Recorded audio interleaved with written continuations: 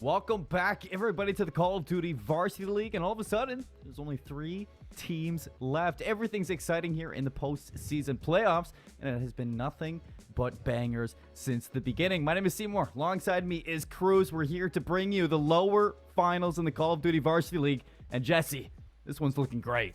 It's looking fantastic. It's been a long road to get to this point. I mean, even we've taken basically a week off since the losers semifinals. Now in the losers finals, gives both teams a lot of time to work on mistakes, get everything rolling, get everything ready to go as we head into today. And like you said, we're in for a really, really good matchup. I'm so excited to get into this one.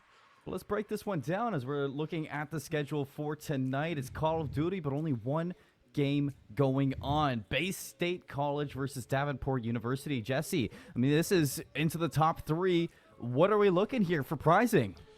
Well, I mean, first place, like you said, they're going to be able to walk away with $4,000. And if you win this match, you are at least guaranteeing yourself $2,000. If the loser walking away with 1.2K, it's not going to hurt the bank account by any means to lose this match. But I mean, you definitely gain a whole lot more walking away with the victory here, and you also have that shot at that first place and that $4,000. And you know that both these teams want a shot at being able to get that. No, you know both these teams are ready to go, Jesse, and let's introduce them. The Bay State Bulldogs, the Davenport Panthers, and representing each side, let's run through the names. Your Bay State College representatives, Phantoms, Rex, Druxy, and Silly. And on the opposing side for Davenport University, we're looking at Gecko, North, Anthrax, and Sheldon. But Jesse, you know, before we dive into the rest of the series, you know, talking about these two teams, Bay State in general, I mean, this is the cream of the crop in college teams. You know, they got a pretty record, although, you know, as pretty as it is, hasn't been as smooth as the record shows. You know, how are you feeling about this team? I'm feeling good about Bay State. I think that this is, like you said, the cream of the crop right there. They're the number 1 ranked team in terms of collegiate Call of Duty, just an overall and just as like that general, just number 1 team. You think about Call of Duty, you're probably looking at Bay State and you're looking at Northwood. And Northwood, obviously, that team that's waiting in our grand finals right now. Bay State, they definitely want a shot to get back there. They want to take down Northwood in that best of 9. So you know that they'll have a good shot. This Northwood or this Bay State team, though, often when we see them lose or even lose maps or even come close to losing maps, is generally on their own fault, though. They generally will kind of make a few mistakes here and there, and that's how they can tend to beat themselves. So looking to see if they can clean up their game a little bit here today. But then on the other side, Davenport's been looking really, really good. I mean, didn't have the greatest match against Northwood inside of that winners finals. You know, they did kind of get schmooved on by Northwood. But you know what? It does not hurt to lose a match like that there. You can come down to the lower bracket, take on Bay State. If you win this, you got a ton of VOD to go over going up into that grand finals as well. I mean, you're totally right about that. And, you know, while we're talking about both of these teams, we've recently saw both of these teams, Jesse, you and I, we actually casted over it. We saw both of these teams go head-to-head against each other inside of the CCL in the regular season, the last week of the regular season. So those teams were hot and ready to go. And, you know, it was a 3-0 for Bay State, but that was a close 3-0, man. I mean, Davenport, they had what it takes to take a couple of those games. And honestly, they were close to getting it done. Yeah, absolutely. And that 3-0, I mean, it was a very, very tight 3-0. And I don't think that the score of 3-0 reflects on how close of a series it really was. I mean, maps 1 and 2 definitely were winnable for Davenport. Maybe outside of map 3 could have won a round inside of that control. But I think the interesting thing is, Colin, I know we don't have a graphic today, unfortunately, to go over our full maps and modes, but all 3 maps that were played inside of that match just last week coming back inside of the map series here today. Well, that brings us forward to our maps, Jesse, and it's a great way to segue forward because if you like consistency, well, tonight it's all that between these two teams. 3 maps, like you said, Jesse, returning to play inside of the series. We're starting on Tuscan Hardpoint for map number 1. Map number 2 doesn't get any different. We get a double dose of Tuscan into the Search and Destroy. And then going forward, we get a double dose of Gavitu for maps 3 and 4, the Control and the second Hardpoint. If it does go the distance, Jesse, you're looking at a Berlin Search and Destroy to close it out in game number 5. And I'm so super excited for this, mostly because of what we're talking about in the series, is that these are 3 maps that we've already seen these two teams go head-to-head on. Yeah, absolutely. And the first the first map and the 5th map were extremely close, but this map number 1, the last time we seen it, it was Bay State walking away with a victory, and it was a 16-point win for Bay State. They won 250 to 234. It was extremely close. Watch for another very close map between these two teams here on Tuscan here tonight. Well, already starting off as good as they finished in their last round about. As you look at a quick 17 seconds from Bay State off the get-go, Davenport looking to hold on to the spawns for P2, but they are being cut down, Jesse. Over in the first hill, Silly's got 4 in a row, looking to surge on forward. He's finally going to drop, but what a break in the hill right there for Bay State. Already looking to clean up all of the time inside this first hill. And look at player number 4. He's already on the flank. Yeah, Bay State off to exactly the start that they want here inside of this game. It will be a 50-0 lead right off the rip. Nobody's going to challenge for these last few seconds, but like you called out, Phantoms in the back line just kind of hiding for the time being. But as he gets some reinforcements and Silly pushing through the top side, man. He'll make the pinch. The pinch is perfect. And, I mean, Bay State, we were talking about it, they looked a little bit messy the last time these two teams played. But so far, I mean, this has been flawless off the start of this one. Jesse, Davenport had 5 kills. Now 6, make it 7. That is almost the same amount as Silly has going into the second hill, which is a crazy start for Bay State. If you're Davenport, you need to step it up here. A nade on to north from Sheldon. Not going to help whatsoever as you got 31 seconds burning inside the second hill. Gecko looking to flip through the middle of the map. Is going to find one immediately traded on forward. Is that going to be an opening, though, for the rest of them? It doesn't seem so just yet. You do have some pressure here from the Panthers. Anthrax is going to go flying on in. Has the help from Sheldon, but it's going to amount to nothing. So nothing right now for the Panthers, Jesse. 0 points on the board going into Fountain. This needs to be where they dig deep and put their foot down. I mean, Colin, if you were looking to see if Bay State was going to do their homework coming into this one, they absolutely have. 102-0 after our first 2 hills of the game here. I think your only positive right now, if you're Davenport, is that you have the rotations on lock, moving across the map over towards this Fountain Hill. Right now, they are the first team here, first team set up and ready to go, and it's going to be Bay State this time looking for the break. Well, Bay State looking for the break, and they have a little bit extra to help them out. Glide Bomb going to be rocking down. Phantoms drops the hammer onto North. That's going to allow Droxy to fly forward, and you get 4 unanswered kills to break right back into the hill, Jesse, and start collecting your time, only giving up 17 seconds. You see immediately Bay State, the Bulldogs, they start to pan their attention back to the front of the hill because you know Davenport, they are not going to be waiting to hit this once more. So here come the Panthers, and not finding a dent just yet. It's going to be 3 down once more. Wow. Dylan Rex is going to clean up Gecko. Another 4 unanswered, Jesse, on hill 3.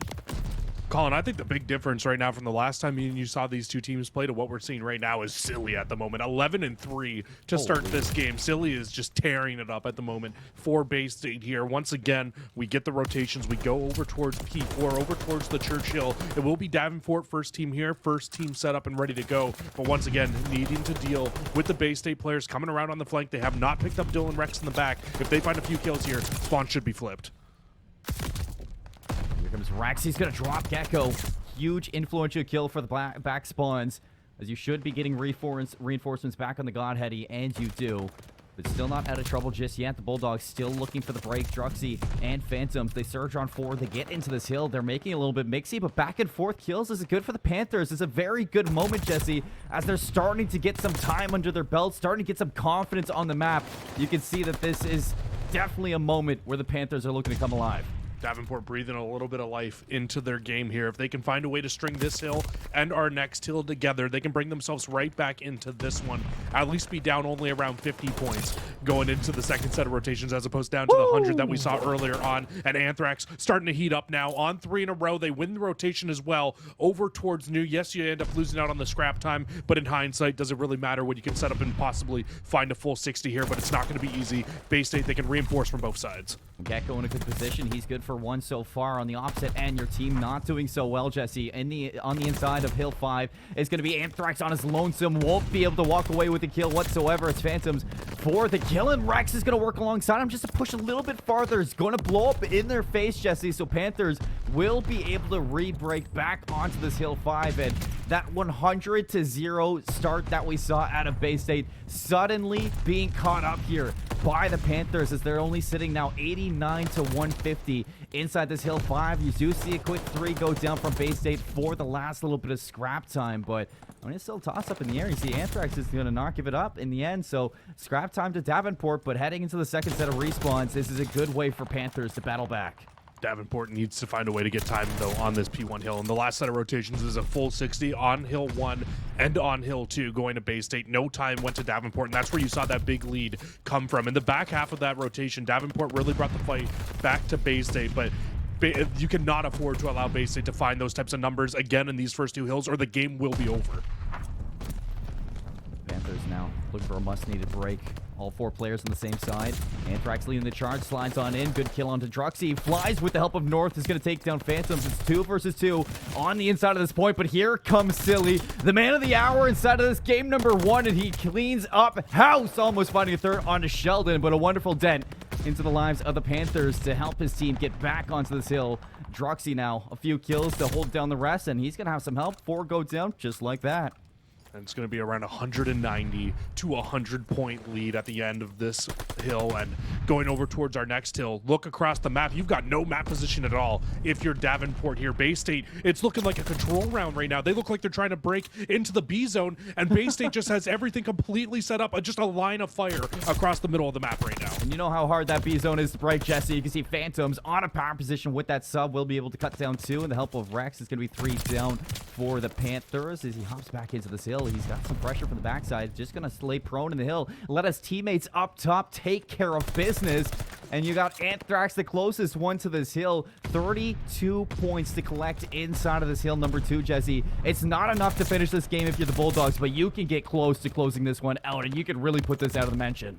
Oh, you absolutely can, but a couple breaks, it will come through now here for Davenport. This is scrap time that is absolutely needed. That, along with the fact that they have the rotation set over towards New Hill, but from this point of the game on, it really does need to be perfect Call of Duty for Davenport. You really can't afford to even give up this scrap time, but at this point, they have to. You don't have anybody really close enough to be able to contest.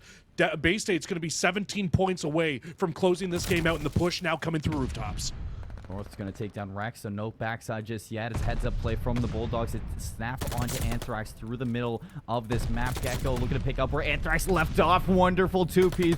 Piece is going to slow down Bay State in their tracks. As you can now see that the Bulldogs spawning up towards P1. They are going to have to marginally push through a chokehold just to get to this hill, and it has been wonderful on the rotation for the Panthers, Jesse, but it just feels, you know, a little bit too late to the draw. I mean, Bay State, they just need to throw lives out here, and eventually they're going to crack through the wall of the Panthers. You see 3 go down. Rex surging on forward from the steps, has a crossfire with Druxy. The break's going to be through the hill. Now 16 seconds to close map 1. And this is time that you cannot give away if you're Davenport. You need to at least contest for a little bit of time here. Otherwise, Bay State will close the game out. But the gunfights, they go the way of Bay State. You might get one more contest from the front. Oh, and they just do enough to not allow Bay State to win on that hill. And Davenport has the rotation over towards Church. That's a big kill from Gecko. He finds 2 again, Jesse. Gecko is turning up towards this last little bit of this first hard point, Jesse. And it's what you need if you're the Panthers right now. Just a surge of confidence inside of this, but Bay State, they only need 4 seconds to put this away. Here they come. Team nade from Rex is going to leave 2 last alive for the Bulldogs, and they get cleaned up. I mean, Davenport, if they did this, it would be crazy, Jesse. This would be a monumental comeback if Davenport is able to do this. They would need to hold on to the remainder of this time without allowing Bay State to come through. And once again, like you call out, on the push through the backside, Bay State finds a team kill, gives Davenport a few more numbers inside the hill, and once again, Davenport holds the hill strong. Woo. Now it's all about the rotation over towards New, along with Davenport not allowing Bay State to get any time left on this New hill. Player number 7, North, needs to go absolutely massive here. It's been fantastic so far, but is this where your run comes to an end? North disengages from the hill, has to hop it back in for the contention. The help is there, but Druxy's going to shut it down. Sheldon goes down, North goes down. And with 2 seconds to collect, this has to be do or die for the Panthers. Anthrax keeping his toes on in. And it's going to be a scrappy one indeed, but Sheldon will walk out on top. So Davenport staying alive just for now, Jesse. The Bulldogs lining up for 2 seconds left. 2 go down. Rex going to hop in the hill. Cut down by Anthrax. Gecko's there to help him out. Phantoms cleans up business, and map number 1 is going to be done. But holy cow, that last little bit of the hard point, Jesse, that was not a battle. That was a war. I mean, Davenport showed so much life at the end of that game there. I mean, that was so close all the way throughout. Bay State, it felt like they were never out of control of that game, but it was just like, how much are they going to let Davenport back into this one? That's what that game really felt like there, because once you get 100-0 lead and you basically hold that lead through the first 2 sets of rotations, once you get in towards that third one, that's when things get a little bit scary, but they don't end up going to the full 3 sets of rotations. But if Davenport gets one more wipe there, we're virtually at a tie game heading in back into P1 of the second set, or sorry, of the third set of rotations. That absolutely could have been crazy. And you were saying at the start of that hard point, Jesse, is that the reason why things were a little bit different from the last time we saw these teams go toe-to-toe was Silly. He had a fantastic start to this hard point, you know, something that we haven't really seen out of the world champ for quite a while, I'd say, you know, for you and I on stream. But he's always been that supporting cast player inside of this Bulldogs team. But, you know, he comes front and center. He shows up. He knows that this is a fight for top 2 inside of the Call of Duty Varsity League, and you love to see that coming out from a veteran on your team. But, you know, I want to push it a little bit farther. I think one thing that I was seeing out of the Bulldogs at the start that I wasn't seeing at the end is the trust in each other, and, you know, getting done the small things and not just overlooking what the Davenport Panthers could exploit. You know, Davenport were doing a great job at exploiting the little things towards the end of the game.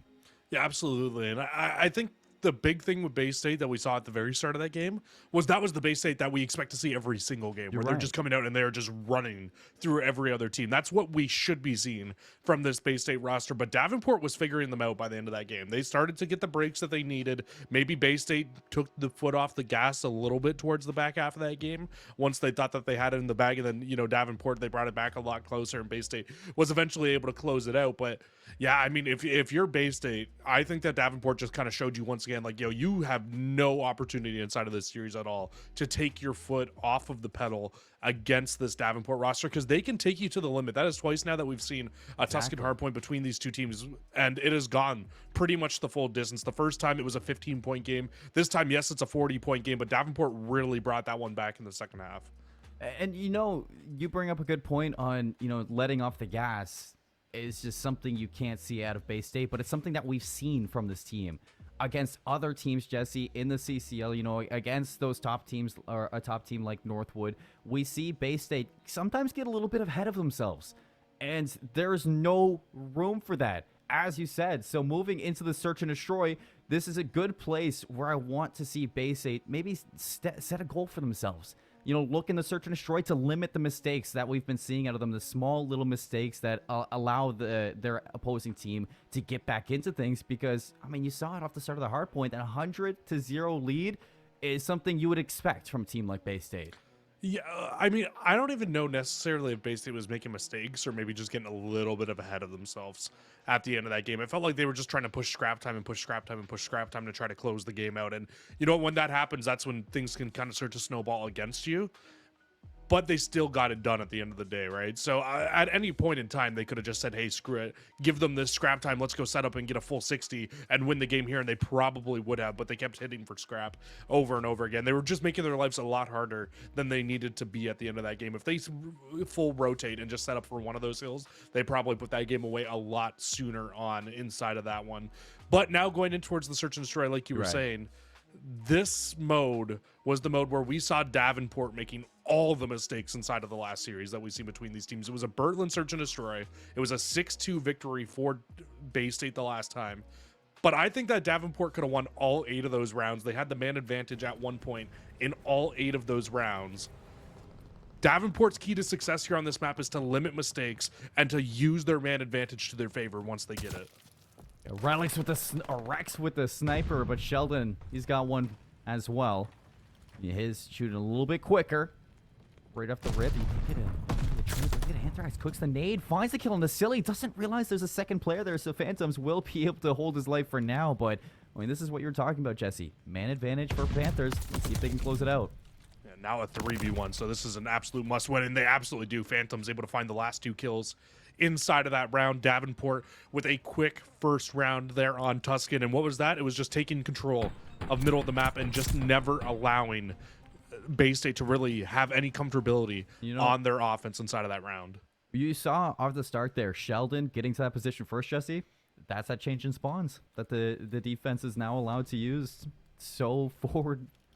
I guess just so pushed up forwardly. Yeah, they can get there way quicker now, right? So that's the big difference on this map now, is that you can get here so much quicker, and Dylan will have the advantage this time through with the sniper on the right side, and it's the exact same outcome. Sheldon will fall this time, and it's a one-person advantage now to Bay State. North is going to wrap back, try to get with his teammates, and just make sure Bay State can't make their push all the way through the middle of the map. Gecko recovers the sniper, looks to put it to use in faith of his teammate, but it's going to blow up in his face now, leaving Anthrax alone in a 1v3. It's an auto in hand. Buy a kill right now. Tagged up 2 players. Rex is going to go down, but wasn't able to clean them up. Like you said, a little bit shaky shots is going to leave him out in the open. Yeah, it's tough. It felt like Anthrax had an opportunity to be able to close that round out, but just could not buy a kill to close that round out. And Druxy will find the last few bullets there to finish that first round on the board now for Bay State. And yeah, I mean, it's almost pitcher in pitcher, the two defenses. Bay State takes control of middle of the map. They win the sniper battle out on the outside of the monument, and there we go. You can't really push up if you're going towards that A site. So we'll see how often this A site stays viable here inside of this one. Sheldon going to change the pace this time through, pulls out a sub instead of the sniper, and it doesn't look like anybody really wants to challenge Rex at the moment. But Anthrax finds first blood through middle. Winning that fight onto Phantoms through top fire. He's going to force the Bulldogs to flood on in, but look at that nade lands in the lap of 2. And suddenly, Silly, wondering where his teammates went. Well, they're 6 feet under, and now you got to go against the odds in a 1v4. He peeks on out through vines, and there is a player lying in wait. Davenport, what a round to come back, but what an arm there. Yeah. Anthrax is tearing it up on defense right now through these first 2 rounds. First round gets 3 kills through middle of the map with the SMG. This round here gets the first kill with an automaton through middle of the map sitting in top church, but then cooks a nade and drops it perfectly on the 2 Bay State players outside of Monument on the A side of the map. Perfect positioning to drop that nade and find that kill. Now finds themselves at 7-2 as they do end up falling at the very end of that round here, but we'll see what they can do. Dylan now getting more aggressive as well, and it's another battle on the outside of Monument, and Sheldon unfortunately will fall early this time. Advantage to the defense once again. Wonderful nade out of Anthrax is going to cut down 1. Manages to transition to a second, but traded out from Phantoms, and it's Gecko in 1v2 with bomb in hand. Now, you think back to the hard point. It was this player with the sub. Was able to start turning things around. Can he get it done again? Oh, I thought for a second he was about to give Rex the work, but Rex gets it done, and we go back even.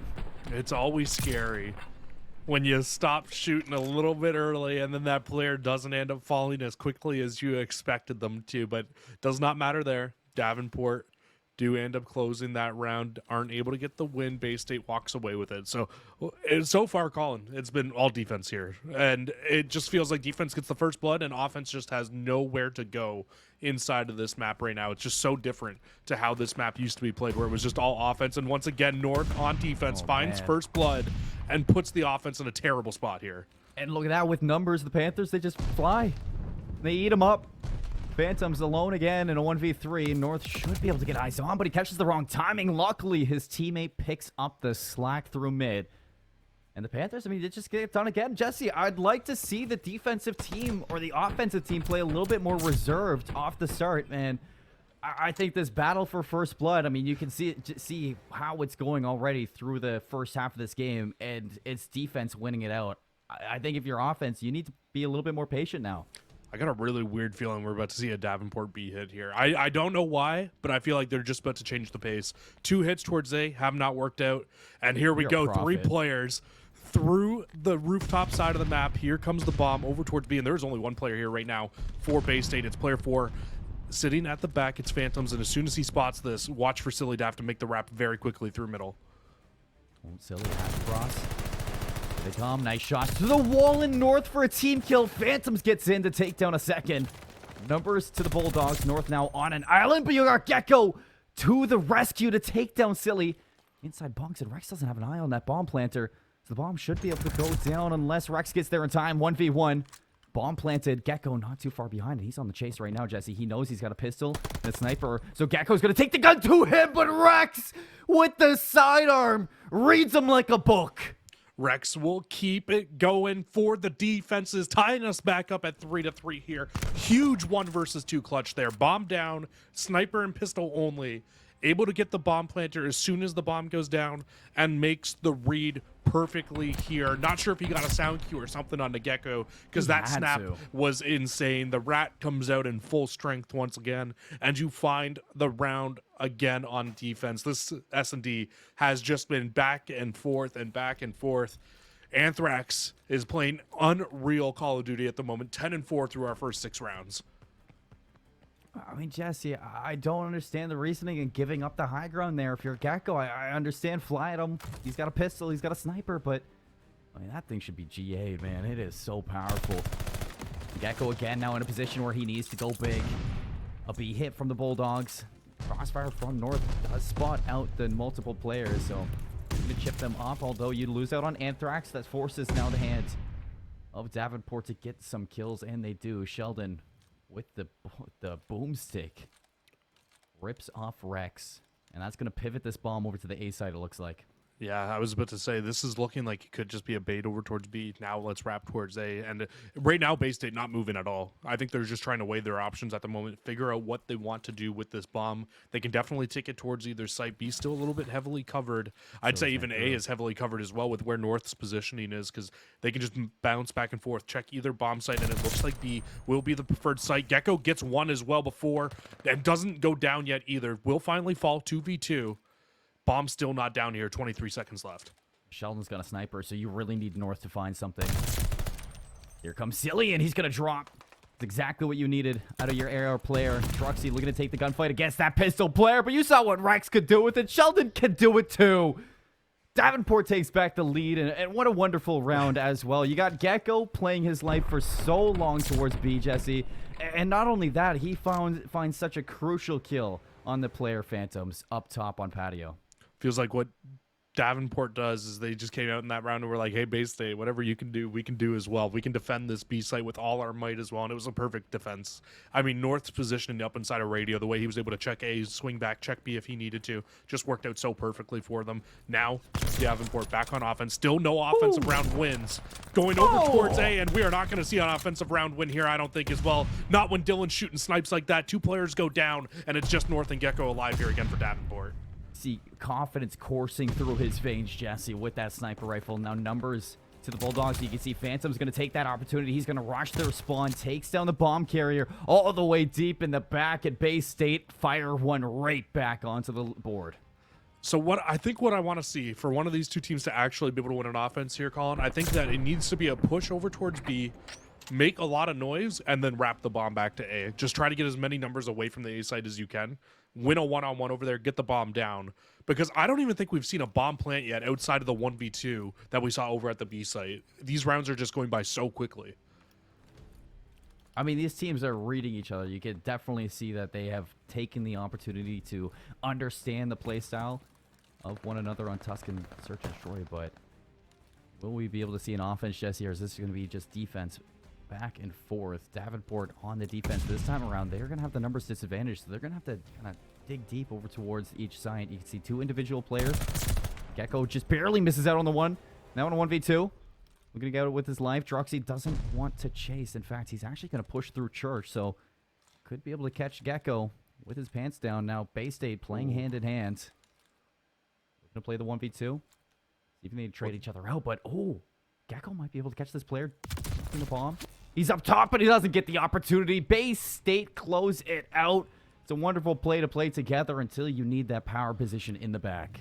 That's a great play by Bay State. What they do there is they basically they get the numbers, and then once they get the numbers, they never stop fully playing together inside of that round. Even inside that last little bit there, once you saw the player push up to get the bomb down, Phantoms makes the push in through the defensive team spawn, make sure that the player that was alive on Davenport wasn't just sitting in the back, wasn't just waiting for that bomb to go down and B. As soon as that gets cleared out, snaps, starts watching arches, able to find the player as well, able to win the round out once again here.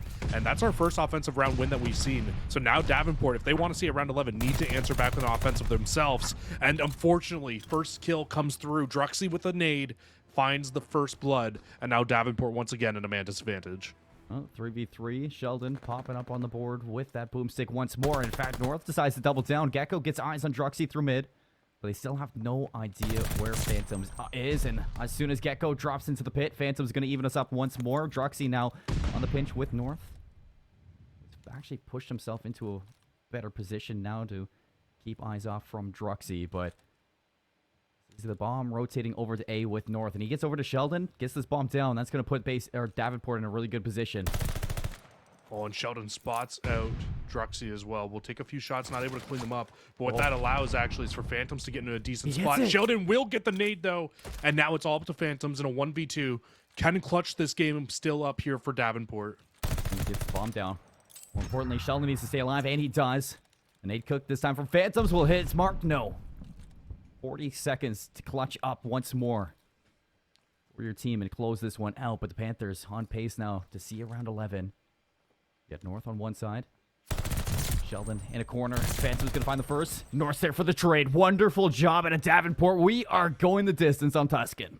Colin, would it be a Tuscan search and destroy between these two teams if we don't go to a round 11? I mean, I feel like with the way that we were just trading round for round, this was inevitable at this point. We see 8 defensive rounds won in a row, followed by back-to-back offenses. Now going in towards the final round, we'll see who gets defense. It is Davenport who walks away just with the kill advantage here, able to go into this final round, get this last defense. And I mean, defense has reigned supreme through the early portions of this game, but it's been offense in the last 2 rounds that has reigned as absolutely what you want. Double nades will come over the top to Sheldon. He's able to live through it, though. Oh, Gecko takes the fight right to him. Bold and brash. That's going to pay off with a kill onto Silly.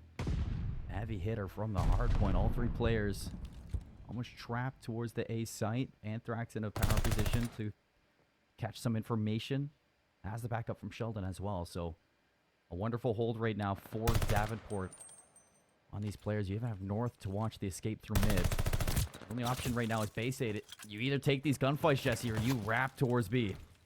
Yeah, and Sheldon will find a pick as well. So this basically gives Bay State no advantage here in this spot. You need to make a way out of your zone here. You just have no map position at the moment. You will see a little bit of a jump shot peek through the middle of the map, but Anthrax finds Phantoms, and now it's all up to Druxy here. Will need to be a 1v3 in round 11 to close this round out, and he still needs to put this bomb down. Only 23 seconds left. Got the sub. He's got the auto. Sheldon should be able to spawn out, but poor timing. He's going to beat the player on the inside, but it does not matter. He gets dunked on, and that's Davenport answering back with the search and destroy. They go blow for blow, Jesse, but only one can walk away on top, and that's going to make sure that we get a map 4 in this series. That was absolute insanity inside of that game. Anthrax just went absolutely massive through a lot of that. I mean, the way that he was playing on those defensive rounds to find a lot of those early kills in those early portions of that game, and then even in that last round, those couple of kills he finds, plus Sheldon on that sniper, was just so solid through all of that game. We saw so many clutches from them. I mean, Davenport, let's go. I mean, I was waiting for it, and they finally take a map off Bay State. It's a great start here to the series, and it ties us up at 1-1 going towards that Gavutu control. I mean, this is something that we probably should have seen last time we saw these two teams match up against each other, Jesse, on Search and Destroy, but you can see that the week that these two teams have had to prepare, they've done their homework. They have scrimmed plenty of times to make sure that they're ready for it. And Davenport, especially, your number 9 seed in the playoffs, taking a map off the number 2 seed inside the lower finals. And this is amazing. It's one thing you were asking for, to see them make a little bit more mistakes. Well, I was seeing both teams on the map making or less mistakes. And it paid off for Davenport by finding those round wins. But you could just see when these two teams are playing at their highest level, they are so neck and neck, Jesse. It's really funny too, Colin, because when you look back at the last series that we saw between these two teams, and it was Bay State who, inside of the Search and Destroy, did not feel like they deserved to win the S&D. Well, this time through, I feel like they deserve to win this one, maybe a little bit more than what we saw inside of the Berlin the last time these two teams played. But it's Davenport that comes out on top. Both teams played really, really well through that whole map. And honestly, that's why you saw the round 11, and it could have gone either way, but it was just Davenport on the defense able to just hold off that little bit extra. And once they got that man advantage, they did not toss it away, and if they did, I would have been calling them out for it again. So able to hold on to the man advantage inside round 11, able to hold on to the game. Now we head towards control though, and looking at this control on Gavutu, the last time these two teams played, it was this exact same map, and it was a 3-0 for Bay State. Now note, Davenport looked like they could have won the first round. They kind of threw it away. They had a big man advantage, and that was an offensive round. So I still think Davenport have a shot inside of this map, even with the previous map score. And they haven't been able to get it done in the hard point, Jesse. I feel like if we're talking about the Panthers right now, taking down Bay State and making it to the grand finals, they got to look to go to the distance. I can't see Davenport taking 2 respawns off of Bay State in a row. So you got to look to that Berlin search and destroy if you're the Panthers. And whether it's the Gavitu control or the Gavitu hardpoint, I need to start to see Davenport play the front half like they do the back half, man. Because at the start of their respawns against a high team like Bay State, we just haven't seen them come out swinging. It's usually the warm-up period at the start for the squad.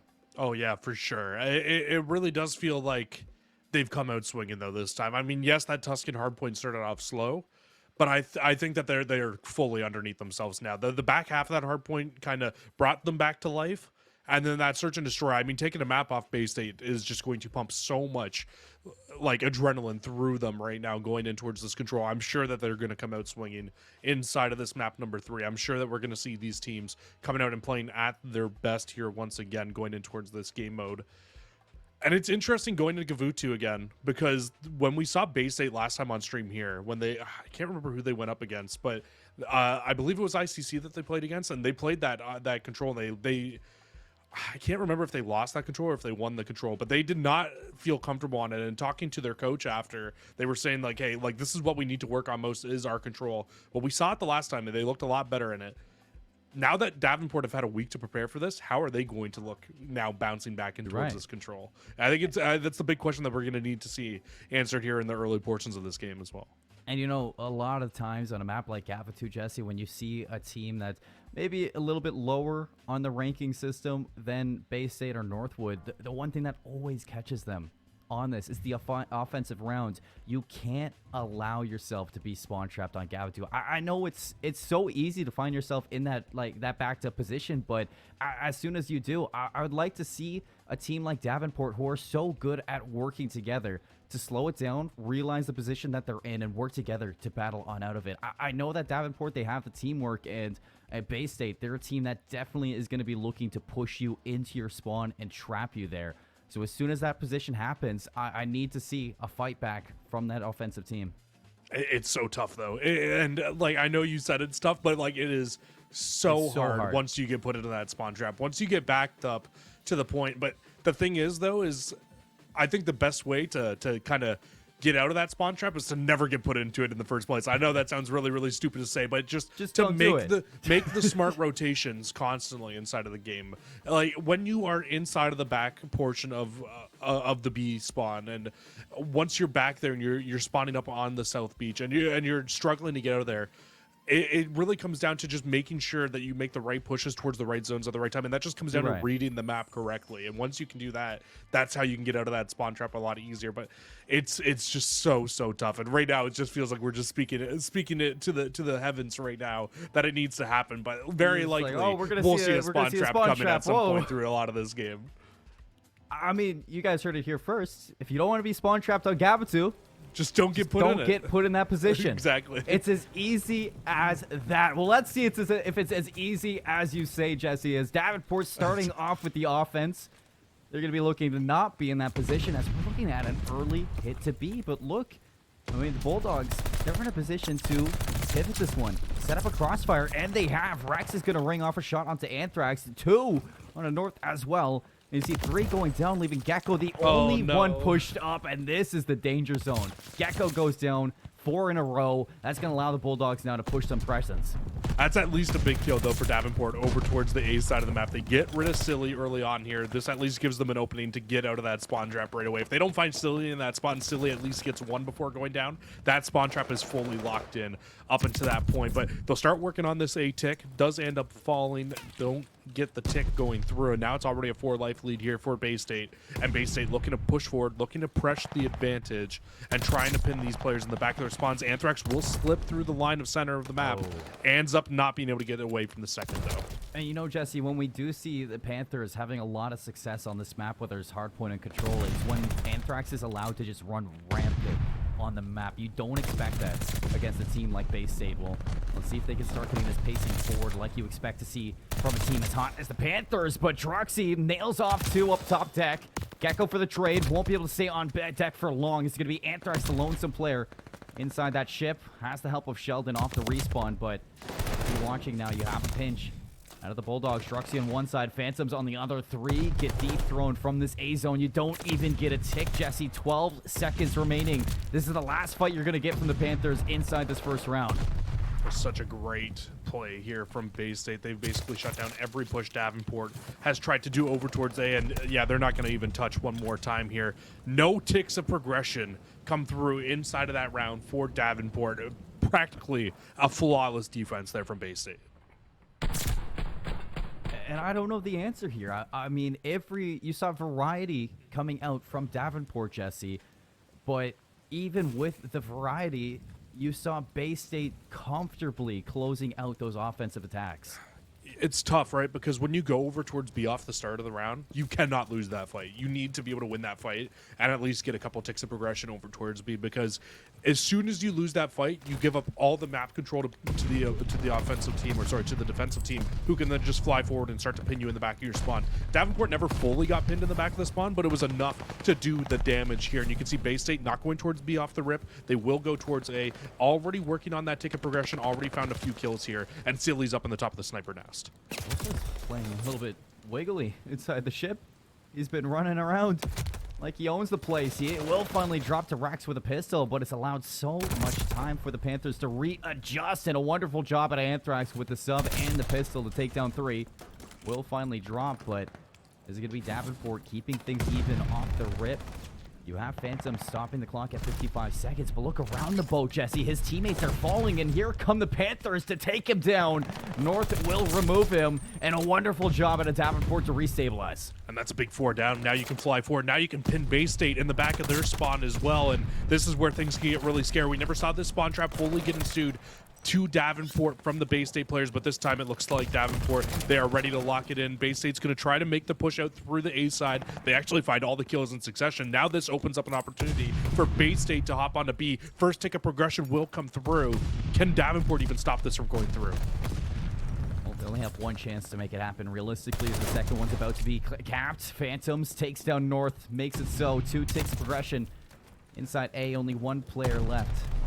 Take this one down, but Anthrax, he's not even going to give him the chance. He's going to try to do it all himself, and he can't get it done alone. It's going to be the A site done and dusted, Jesse, in another minute. That's added crazy. to the attack. That was absolutely insane. Bay State was put into a spawn trap. It was not looking good inside of this round, but they get all the kills in succession coming out of their spawn. They work together in harmony. Everybody pushes forward. Everybody finds kills. They open up A. Everybody flies in. And now they're doing the exact same thing on the B site. They find a few kills in succession, opens up the lane. They fly forward, and now they're putting the pressure onto the B site. Got 3 in a row for Druxy. Make it 4 in a row. Silly's going to be able to walk onto the site. Stop the clock at 57 seconds. Still ripping away at kills on these Davenport players. Silly will get removed from that B zone, so the clock will keep ticking down, Jesse. 8 lives each. And Gecko in this position, I mean, this is such a forward position. You need to see these power angles pay off for Davenport as they are sitting even in lives. And they go 1 for 1, but like you called out, Gecko in an extremely important position here. Gets 1 and stays alive as well. Has still yet to fall.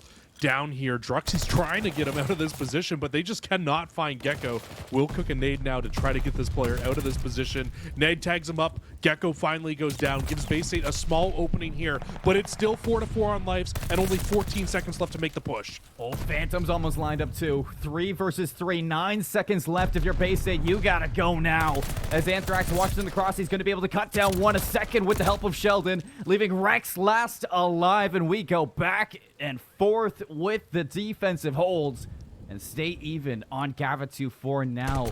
I mean, Jesse, if you're sitting there at Bay State, you get 3 ticks over towards the A zone, something that Davenport couldn't get done. I'd feel good walking away with that round.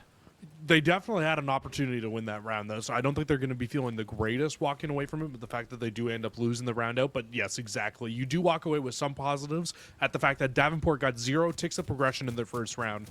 Bay State gets 3, so already with the advantage towards trying to get that final defense, if that's what it even comes down to here. But I have a feeling that one of these two teams will end up winning an offense out, that we'll see this fight go on a little bit further than just hoping that it's a final D. Well, a wonderful break off here from the Panthers. They're going to be able to break this A zone, Jesse, and Sheldon does one better. He's going to take down a third. He's going to allow for some progression here towards A. Anthrax closing the door on the rotation through the ring. So everything for the Bulldogs now coming from the front of this hill. Druxy's going to burst on forward. Pushes up to the boat. Takes it around mid. Gets spotted out. Will be able to find the kill into Anthrax, and a little bit of help from friends. It's going to be 3 down to retake.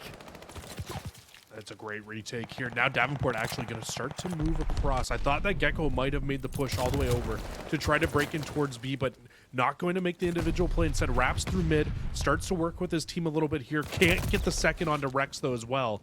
And as soon as they all end up falling, this is Bay State's chance now to pin Davenport in the back of their spawns, and doing so beautifully at the moment.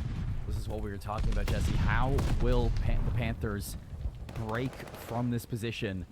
It's something that the Bulldogs did so easily, but it's not hard to mirror. As you can see, Sheldon, Gecko, they lock down 2. They make it happen just as fast as Bay State did, and they get right back onto the A zone working on a second tick. It's almost picture in picture to what Bay State did inside of their round. They find all the kills that they need to get out of that. Now the first tick of progression comes through. Second tick is imminent. It comes through. Still holding on. Still have map control as well. So this third tick should surely come through here. And now the push over towards B starts. And you can see Bay State, as soon as they come off spawn, they recognize, like, hey, we don't got a shot to be able to hold on to B here. We need to make sure we get this full control of this portion of the map at the moment. And suddenly, Jesse, we got ourselves a map between these two teams. Davenport get done what they couldn't inside not just this map, but in maps prior against the same exact team. We're going to be looking at a minute 6 to see if they can do that over towards B. Druxy holding a cheeky position up front with the submachine gun. Gecko cuts down 1 with the help of North. It's going to be 2 down, so allows now Davenport to push on forward. And look at these kills, the red in the kill feed. It is so plentiful.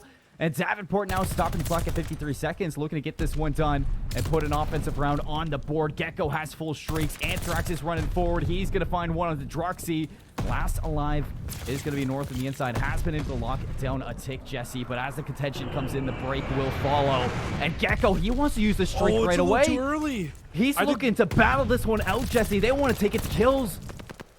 Oh, I thought that streak may have come in a little bit too early there, though. Nobody on Davenport really able to follow it up besides the one player that pushed through middle of the map. Now Bay State with only 4 lives left here in the round. 30 seconds. Need to hold off one final push here from Davenport, and they should be able to close this game out. Oh, it's going to be on Rex here to stay alive. North not allowing that to happen. The time is stopped at 27 seconds. And what do you do here if you're Silly and Druxy? You need to make a play eventually. You can see Silly's going to slide on in, gets dropped down to 30 HP, cleaned up by North. And Druxy follows in suit. Davenport get done the impossible, Jesse. And they take an offensive round in control against Bay State. Holy smokes. Oh, that was absolutely insane. Just watching through that whole round there, how that ends up working out for Davenport. I thought that glide bomb was a little too early. They still get the job done at the end because, like you called out in the middle of that round there, the life differential was so crazy. It would have had to have been a 4v10 for Bay State at the end, and it was definitely possible. We've seen some insane holds in Call of Duty on that B zone, but they were just able to get it done that time if you're Davenport. Now Bay State They're going to take a book out of Davenport. They're going to go over towards the B zone right off the rip here. All 4 players, and they hop straight onto it. A tick of progression is surely to come through immediately. Oh, it has to. So you look at this. Sheldon in a position to slow it down. Finds 2. All the way from ring, it's going to be Anthrax to take down that last player. A tick given up towards B, Jesse. But now look at the control that the Panthers have. And Gecko is not dying on this position. I casted through him. Silly was going to remove him. But 2 go down to open this one back up. But wonderful stabilization here from Davenport Panthers. North now on an island towards A. Can't get a second kill. Allows the Bulldogs now to start working on progression. And honestly, as good of a stabilization as that was from Davenport, the fact that Bay State's able to get out of that little bit of a spawn trap as quickly as they do there as well, massive, because now they can just reinforce onto A, keep trying to push out, get onto this zone. They've found a few kills as well. It's really just Anthrax that's close enough to be able to shut things down, and Anthrax absolutely will. And he finds a second with 20 HP. Going off right now is Anthrax inside of this losers final. It sounded like Scooby-Doo there, reacting to it. He's still alive. 3 going down in a row. 30 seconds left here for the Bulldogs to get one of these zones. And Rex is going to stop the clock at 25 seconds over towards A. So it looks like the Bulldogs, they want to start collapsing on this. See if they can stack this point, get it done fast. The Panthers surrounding it in general. You do have a player through the middle of the map. It's going to be North with an AR. Not going to be able to find another kill other than that first. So second tick should be inbound here from Bay State. And if you're Davenport, Jesse, with a life disadvantage, you might want to just wait and hold B. And that life disadvantage is really, really important right now as well, because if they actually just lose this game out in terms of just lives right now, Bay State will still get that final defense. It does not matter at any point now. With these ticks, Bay State just needs to win the round, and they will have final defense going into round 5. 4 HP, Phantom stays alive. Here comes the cavalry. 3 go down in a row. Suddenly, the Bulldogs hopping on B, stopping the clock at a minute 6, and now 12 lives to 7, Jesse. This is where you need some big kills if you are the Panthers, but a team nade from Anthrax and a second from Silly. They're going to hold this site, stack it up, and put it away. And I'm pretty sure that was streaks at the end of the round there as well for Bay State. So Bay State say, hey, you know what, Davenport, whatever you can do, we can do better. And they answer back with a massive offensive win on Gavutu. So we go back-to-back Ds, back-to-back offenses. This time through, though, Colin, Davenport does not have a glide bomb in their favor to try to break into B like we saw inside of round number 3. But instead, Phantoms on the defensive side has a glide bomb if things get rocky over towards that B zone. Let's see if Davenport can get not just 1 offensive round, but 2. He's the #1 team inside Collegiate Call of Duty. Silly climbing the ladder. He's going to find a kill on the North with that rat. Suddenly see the rest of the Bulldogs surging forward, taking their position, Jesse, in some powerful spots on Gavitu. Phantom's winning the fight through ring. He's got full shrieks. He's in such a strong position to shut down so many lanes here from Davenport. You almost need to put your resources towards the A zone. Phantoms, I was about to say, hasn't died in such a long time. Finally ends up going down with 32-19, having a very, very good map here. On the other side, it's Davenport and it's Gecko 31-20, basically matching in terms of numbers right now. Both ARs popping off for these teams, and it looks like Davenport, they want to head over towards B. A bad timing through middle allows Phantoms to at least get 1, but now the opening is there. Gecko can try to hop onto this zone, but Silly through middle of the map will find the trade as well, and with 25 seconds left, Davenport needs to make a decision on where they want to go and hit it as a full team. The shriek. Roxy removes Sheldon from the boat. Phantom's not allowing Gecko to get in. 13 seconds. The time is burning. Jesse and Davenport are struggling just to get out of their own spawn. And what looked like a control that the Panthers could sneak away. Bulldogs, they swooped the carpet right out from under them. And they're going to be taking their lead back in a swing game. Wow, that was a crazy, crazy control towards the end of it, but that was just a picture-perfect defense inside of that final round there from Bay State. Exactly what you wanted to see coming through from them. And again, it was really on Phantoms. I mean, the way that they're able to find that offensive win inside round 4 with Phantoms finishing that round on a 7 spree, getting that glide bomb. The glide bomb massive in that last round. If things even got shaky over towards the B zone, that glide bomb would have been called immediately to get them out of that spot. But what happened was they just never even allowed things to get to that shaky spot inside of that final round. They clutch up, they play the way that we expect Bay State to be played in all of these rounds, and Bay State again comes out on top in a Gavutu control. I mean, this series has been absolutely mental, Colin. And you know what, Jesse? We get graced with a 4th map in it. We said that Davenport, it's not going to be easy to take 2 respawns in a row against the Bay State Bulldogs. And now forced to take a hard point if you want to see that Game 5. If you want a chance at getting to the Grand Finals, it has to be something monumental out of the Panthers, Jesse. Folks, we're going to cut to a break. Before that, I'm going to tell you a little bit about LLS. The Leukemia and Lymphoma Society is the global leader in the fight to end cancer. They are the world's largest nonprofit dedicated to fighting blood cancer.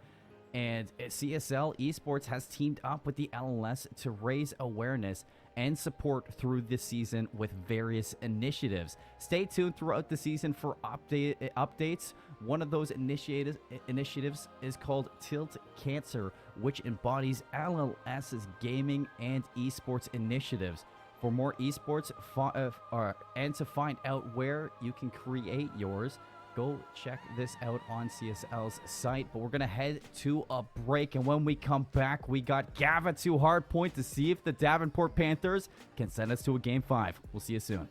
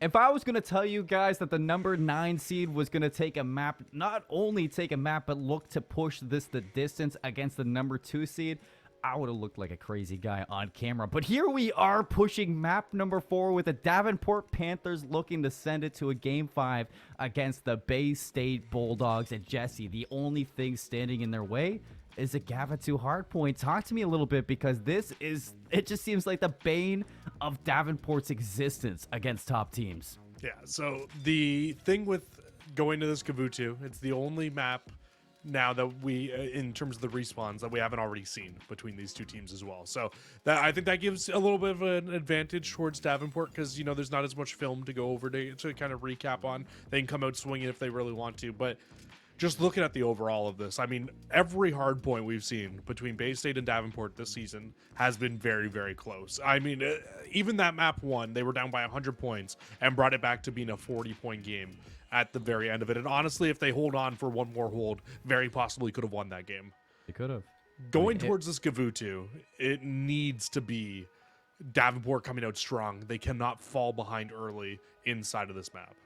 No, they can't fall behind early. It needs to be straight at the gate, Jesse. I mean, we were hitting on that going into the control, and they did a wonderful job at making sure that they came out of that gate on fire inside of that Gavitu control. They could have even snuck away with it.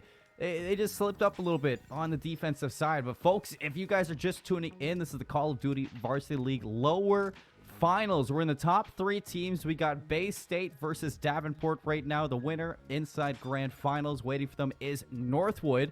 And the loser of this game, they walk away with $1,200. Jesse said earlier that, I mean, it's not going to hurt your bank account, but the winner of this gets upgraded to $2,000 at least, and a chance to win $4,000 in that first place spot. So you can see a lot of money riding on the line here for both teams. Bay State 1 map away, Jesse, for that pay grade upgrade. And Davenport, they need to sneak away respawn if they want a chance. Yeah, the story we need to run into this one is that just Davenport, they need to win it at hard point. And it has been, like you said, the bane of their existence against top teams. But off the rip here, not the worst start in the world. We get a 2-for-2 trade, and North inside will end up falling. It's just Druxy alive here for Bay State, and just needs to back up, play their lives, because it gets the reinforcements from Silly. I mean, this is a crazy kickoff here. And honestly, nobody really able to get control yet.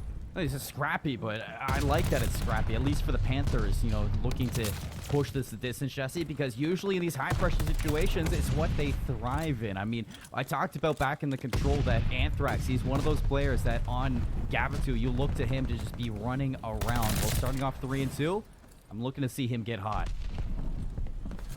And as good of a start as this is for Davenport, looking across the map towards our next hill, Bay State will be the first team there, set up, ready to go at the LST ship.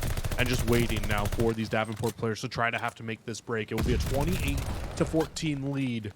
But like we said, Bay State's looking strong inside of this new hill at the moment and continuing to rack up the time at the moment. This is a troublesome position to be in. You got Phantoms on that turret angle, able to cut down 2 on their approach.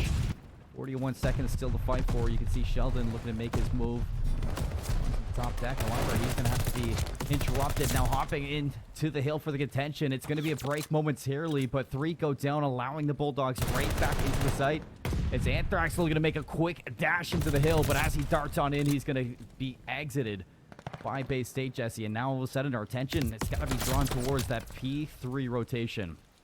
And this is where I need to see Davenport making changes from that first hard point that we saw, where they were setting up, they were getting everything right in terms of where they needed to go, when they needed to go there, but just were not winning the gunfights on rotation. And so far, Phantoms continuing to just be the bane of Davenport's existence right now. We'll get a couple kills in the front line, opens up for enough for Druxy and co inside of Bay State to push forward, get onto the site now, and they actually have a great chance to just play this from the front line now. Doing the job right now, Jesse. You see Droxy alone on the inside. Will finally be able to be trampled on by the Panthers as they break back in from that preferred spawn. You're still looking at the presence from Bay State all the way up top ring, and they're going to fight for this one. You got 30 seconds here. Gecko on the crossfire. He's going to have to go big. Spots out Silly. Won't be able to land any shots. Takes his attention over to ring. Rips off Phantoms on the inside. Silly still thriving for now, but removed by Anthrax as Davenport still fighting for this time. We're sitting 72-42 with 13 seconds left. This hill number 4, it's going to be a big one, and at the moment, Bay State are in the better position.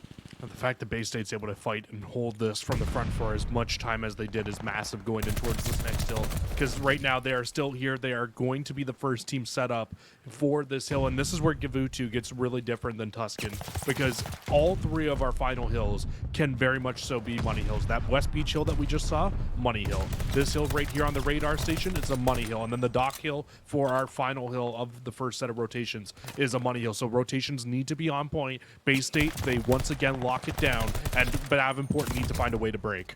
Well, here they come, Jesse, and the break is behind them. North and Sheldon lead the charge. They take down 2. A third one. It's going to be North on a 2 streak for the break from the front here for the Panthers. You still see the Bulldogs spawning up in the back. They're going to be able to reinforce this right away, but can they trample through these guns? North says no so far. Has the crossfire with Sheldon. This last one alive going to be Rex. He finds 2 for the break. And it's up to Rex. He gets it done. 10 seconds left. You're looking at the rotation of docks. And this is where Davenport need to hold now. They weren't able to get the break here, so this needs to be another full 60 for them to keep this game practically tied going in towards our second set of rotations. Davenport looking to get a full 60 and a perfect hold here. So far, so good. They understand the fight coming from ship. North has his eyes peeled with this AR. If you look at that mini-map, and you can see the red arrow surging on to this LST boat, but the break happens on the inside. Suddenly, Davenport not collecting time. They're going to have to backpedal. So they do to hop right back in. You still have a presence here from the Bulldogs. You see Druxy splits the line. He's going to run right on in for the break. How long can he stay alive? Well, it's long enough for the teammates to come and help him out. It's a full break here from Bay State, only giving up to 86 points for Davenport. As these last 20 seconds, you need them if you're the Panthers, but you can't get trapped.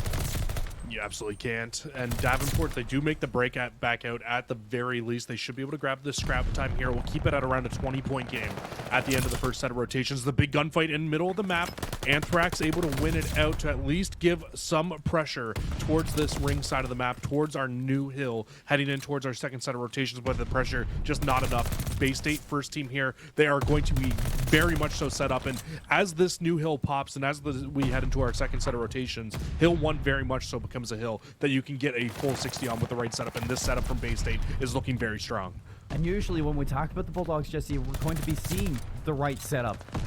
So Davenport, when they want it scrappy, you're just not going to find it against this team. So you need to start seeing these fundamentals work their way into the line here of Davenport. They find the break, but it's Gecko in a 1v1 against Phantoms. He drops. So last little bit of time looking to get picked up here from the Bulldogs, as you can see these red arrows from Davenport heading over to the ship. It was a 20-point game, now looking to be a 70-point game by the end of this hill.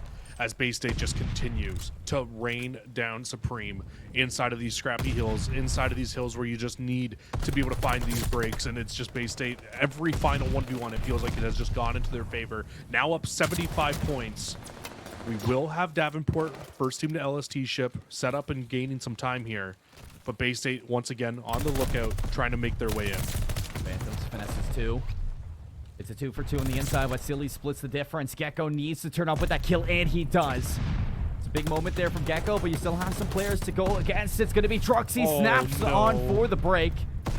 But here comes the reinforcements from the Panthers. Jesse right back into the mix. North is going to be collecting this time on the inside. Had to win that one out, but it's 4 down. So clean out of Bay State, Jesse.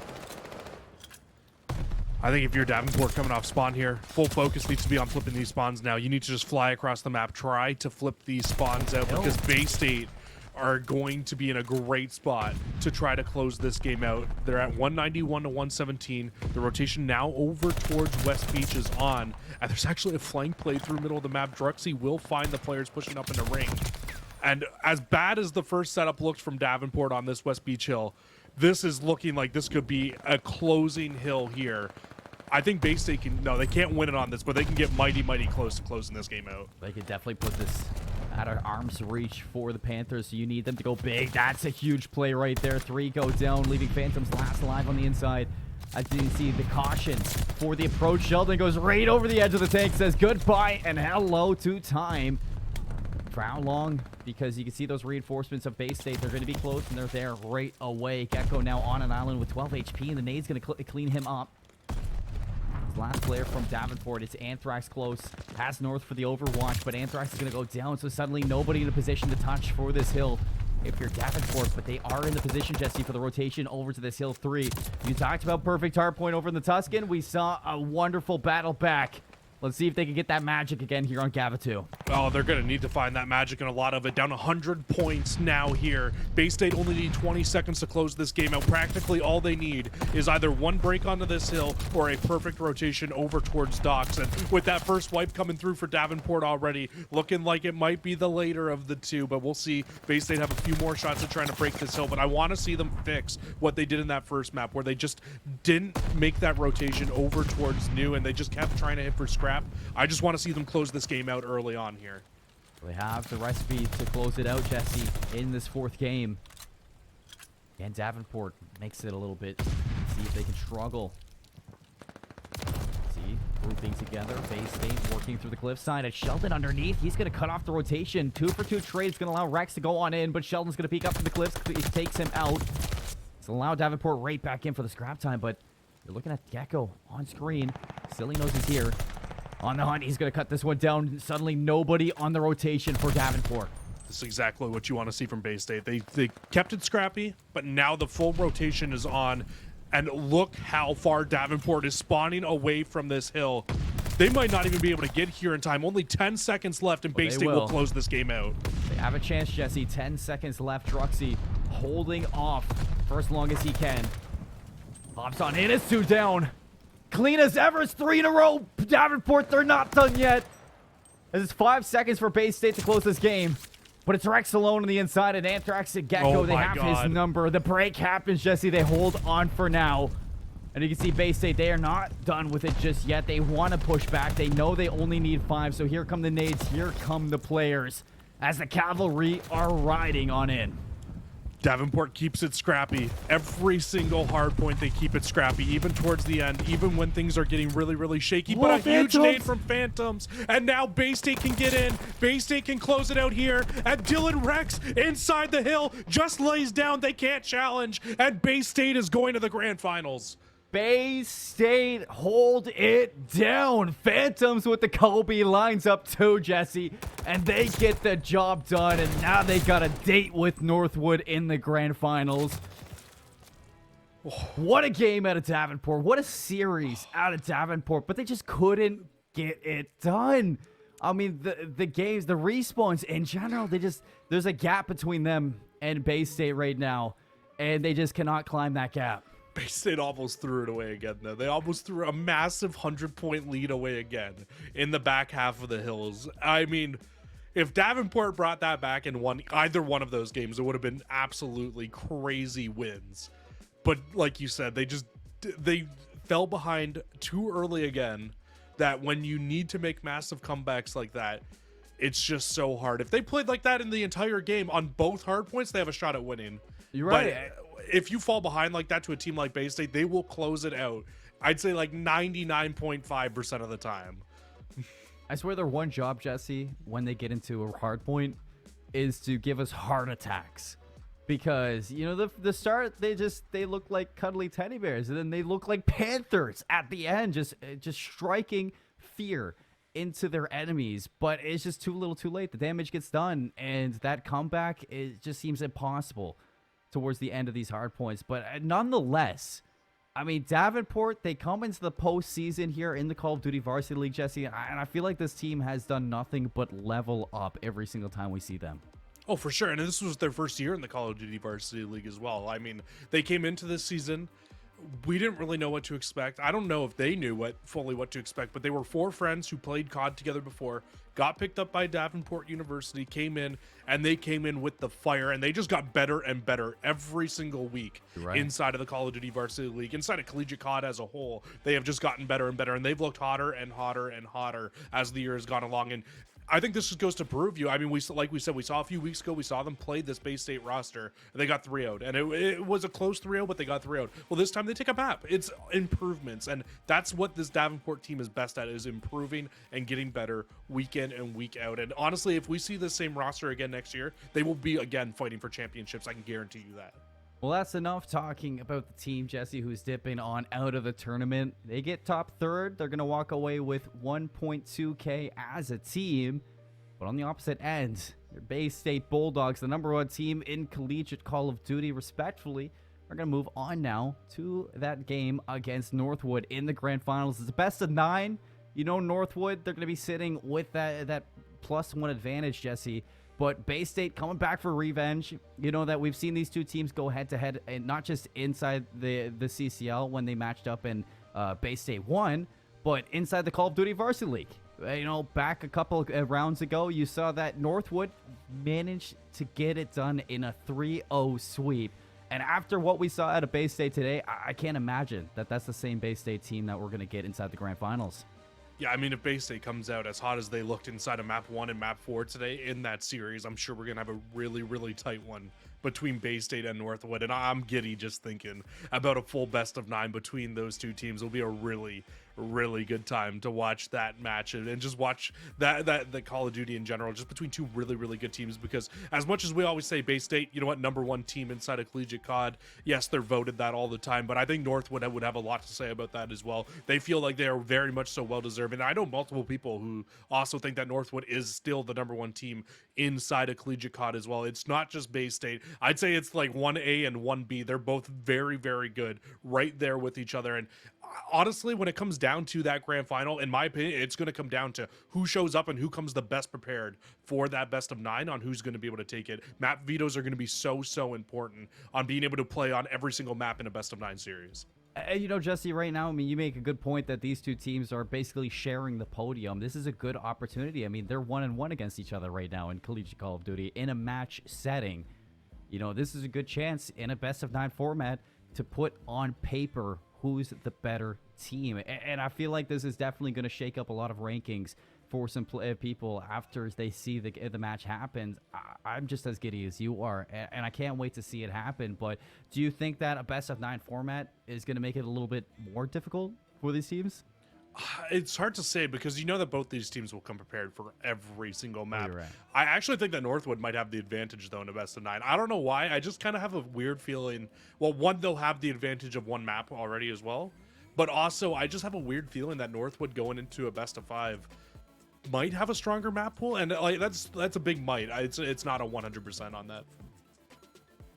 No, for sure, Jesse. And it doesn't seem like we're going to be getting an interview for the night. So I'm going to tell you guys a little bit about our hero, Jaden, and how LLS is making an impact in the cancer community, including leukemia survivor Jaden. Prior to his T-cell leukemia diagnosis, Jaden was a well-rounded athlete playing almost every sport. After a series of symptoms, which included an arm fracture and terrible headaches, he was seen by several doctors who provided the devastating news of his leukemia diagnosis in November of 2018. He immediately began aggressive chemotherapy and regular spinal tap. And today, Jaden is 15 in remission, remaining health, and is an honor roll student. He's a proud brother to 6 siblings, a ball boy for his high school football team, and loves to play Madden on his PS4. LLS provided life-changing support to Jaden and his family, and they are forever grateful. But alongside hero Jaden, we recognize the LLS hero of the game, and as that player has had the biggest impact in the match played, or whether it was a clutch play, a sacrifice, or provided strong leadership when it mattered most. I want to say today's LLS hero of the game, but I'm going to need a little bit of help here from my good man Jesse alongside me. Jesse, That's a tough one. Who do you think, walked away with MVP out of this series? That's so tough. I'm going to go with Phantoms, though. I feel like if Phantoms doesn't get that 7 spray inside of the control, that round could have gone very, very differently. That final round could have gone very, very differently. And I think that made the biggest impact of the game, honestly. If that final round of the control, if they don't have the glide bomb, maybe it plays out differently. Maybe we see a completely different game. So we're going to go with Phantoms for the hero of the game today. And who knows, if they end up losing that, we might have even ended up going to a full game 5 series. And then at that point, it would have been up in the air because Davenport's S&D looked on point today. So great games from everybody all around today. I mean, that was so much fun to cast.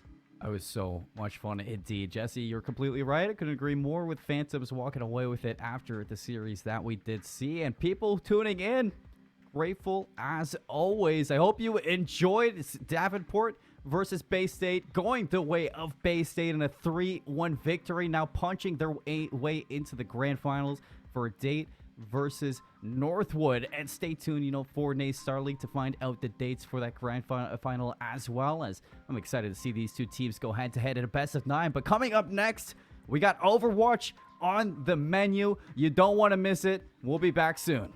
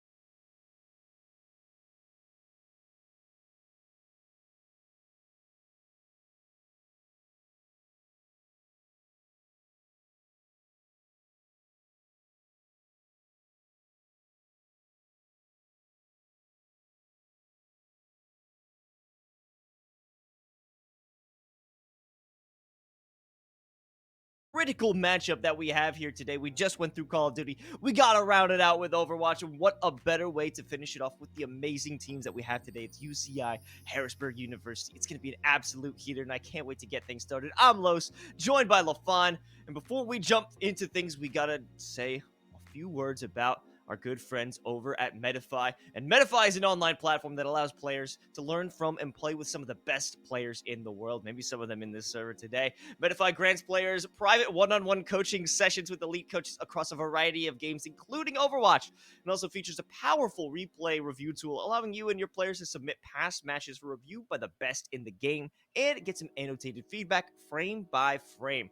And choose from some of the top Overwatch coaches and book your first session in less than 3 minutes. And with Medify, you can book your sessions and instantly chat with coaches in real time, or upload past gameplay and get expert level analysis from top players. Medify also provides custom support for collegiate programs. So if you're an esport organizer at the collegiate level, reach out and learn how they can help your team with one-on-one coaching, team coaching, and competitive analysis. So thank you, Medify, but also thank you, LaFon, for joining me here. How are you feeling tonight, my man? I mean, doing really well, right? You talk about, of course, the brilliance of collegiate gameplay in Overwatch, and we get to see the best of the best perform here tonight. UCI versus Harrisburg. Last chance, of course, for both these squads. You lose and you're out for good. And obviously, as we get a look at that head-to-head between the two teams, I mean, there's a lot of history in this matchup. Oh, yes, of course. I mean, we got to talk just directly because we have this matchup. It was previous in the upper bracket. Harrisburg came out on top without any problem. They 3-0'd UCI. Is this going to happen again? I mean, we've seen Harrisburg in the lower bracket last season in the lower finals. They couldn't get it done. Can they get it done today? Right? I mean, that is a question that UCI definitely wants to answer in the affirmative, right? They want to be that victorious team heading out. Of course, Harrisburg has made some switches up this season, right? Moving a couple of their players around, getting a couple more pickups on their roster. So they have a very, very solid both front and back line, across the board. UCI's strength over the season has been their improvement, though, where in the beginning of the season, I would not have really put them in that, top 3 position. They've really improved tremendously over the season, showcasing their the strength of their program, of the staff that's there at UCI, that has given themselves the opportunity to even be in the conversation here. So even though it was a 3-0 in that upper bracket run against Harrisburg, the fact that UCI is in this position, I don't think is necessarily a detriment to them, right? Being that their strength is improving through time. Yeah, without a doubt. And not only did they battle their way through the lower bracket, they beat Bay State. They beat Northwood University. Those were our 2 finalists in the previous season. I feel as if anyone can take down Harrisburg, if anyone can make it through and get to these finals, these grand finals out of this masterful match they're about to watch, it should be UCI, just off the proven track record, even within the lower bracket. Yeah, I want to kind of draw the attention to sort of the pedigree of these teams, and to draw back to your point about these teams performing here in the upper bracket. I want to talk about the history of collegiate, of course, because these teams are long-standing, right? The names Harrisburg University, the names of UCI are long-standing here. If you followed collegiate Overwatch for the last 4 years or so, there's a lot of players, a lot of people behind the scenes that will very much be known to you. So all that to say is that these teams have had people who've been here before. And I don't think that pressure is necessarily going to get to them as it may have if you're a complete brand new program stepping in. So yeah, to that idea of like, will they come in and kind of perform here in this lower bracket finals? I absolutely believe that they do, and I believe that we're going to have a really good game on our hands. Of course, some historic names throughout this entire league, and it's just so exciting. And what makes it even more exciting is the fact that UCI, they have barely shown face throughout this season. We haven't gotten to see what is really going on with their team composition. What are they bringing to the table, strictly within the NACE Starleague? So it's kind of fresh if you've been following the Overwatch throughout this season. So you're going to get a taste of some of the best teams throughout the entire league right here today in the lower finals. And it's also good because Harrisburg has been a team we've checked out a few times throughout the regular season, but they are by far one of the better squads within their respective division over in the Northeast. So we didn't get someone who could really give them a challenge, but now we're going to be able to see what they can bring to the table as we head to our first map of Busan. And we are going to see that opening mecha base stage for our first fight of the night here at Los. We are underway. The gates have unlocked. We see the teleports out of spawn, and the players switching back to the Tracer to meet across the bridge. The fight is underway. Welcome to your lower bracket finals. Things get started as we easily have Akawa diving right on in, but they're going to get hit with some serious damage. But Tap and Divio, while they're distracted, trying to hit the ball, will clean things up. That's 4 down. That's just a good combo right there from Harrisburg University. Sure, Akawa pays for it with their life, but ultimately it is not going to be enough, right? In that pile driver, everyone's caught in the air, cannot move, and the sticky bombs are easily hit. And now Mashiro on the flank here is actually caught in a lot of trouble, forced all the way back to spawn, and Harrisburg University not even allowing UCI to get out of their choke point. Tap continuing to deal some damage. Look at the ultimate charge on that player as compared to anyone else. Soames dealing damage to their counterpart, and even so, it feels that with this angle cut off, no one can even make through to take the fight to Harrisburg. They've got no chance. Tap does get taken out, but ultimately it's not going to matter. And even as XCal, who has switched over to the Cassidy, away from the Soldier, not going to find a lot of purchase here as Lethal going to go for the Pulse Bomb. The Flashbang denies the stick, but still going to escape with their life is Lethal. So Harrisburg University down in ultimate, not down a ton of space though. Okay, might have a bit of trouble here as Light might be able to get the stick on the Pulse Bomb, and they do, but it doesn't convert into an elimination. Now they have a chance. Tap, though. Tap is just so deadly from the air. Tap also going to get the duplicate over onto the Diva here, building up to that self-destruct, and all of a sudden, Harrisburg have put themselves in a position to keep on holding. And there's no safe place for Irvine. They're getting hit from every single angle. 3 dead once again for UCI, and there's no quarter given for these players. Halfway up, halfway to victory on this first round. Yeah, speaking of that no quarter given, the focus fire from Harrisburg has been tremendous. I mean, a lot of that times we saw there in that first-person perspective of Light being eliminated. Yeah, sure, Tap got the final blow, but it was off the back of Lethal putting a ton of pressure, in that Tracer v Tracer. And, I mean, UCI need to find an elimination uncontested, cannot trade it back if they want a chance to re-enter into this round. They have the ultimates to work with, but they need that early engagement while they're surviving as 6. Ashiro wants to put some pressure on the backline, but getting some shots over onto Tap, but we'll have to deal with the battle against Akawa. They want to be that backline player, and might be an opportunity. They drop the minefield over onto Divio. However, they have the help, and in response, Akawa does the same. XCal jumping around, gets the flashbang Tap removed, but so is Light. Lethal doing an incredible amount of damage in the backline, forces out the Transcendence.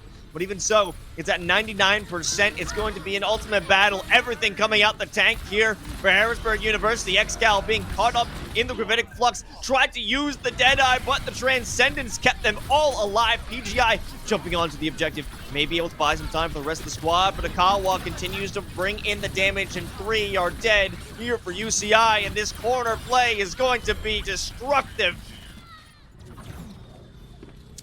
Is going to roll the round away. Los as the point gets retaken back. Overtime will tick away. That is going to be round number 1 going to Harrisburg University. And honestly, Harrisburg were in complete control throughout that entire objective. Do not let that 17% fool you. That was a tactical reset from Harrisburg to give themselves the advantage in the fight. And in the end, we're able to close that round out. Not quite 100-0, but it may as well have been. And Harrisburg University are off to the races here in map number 1.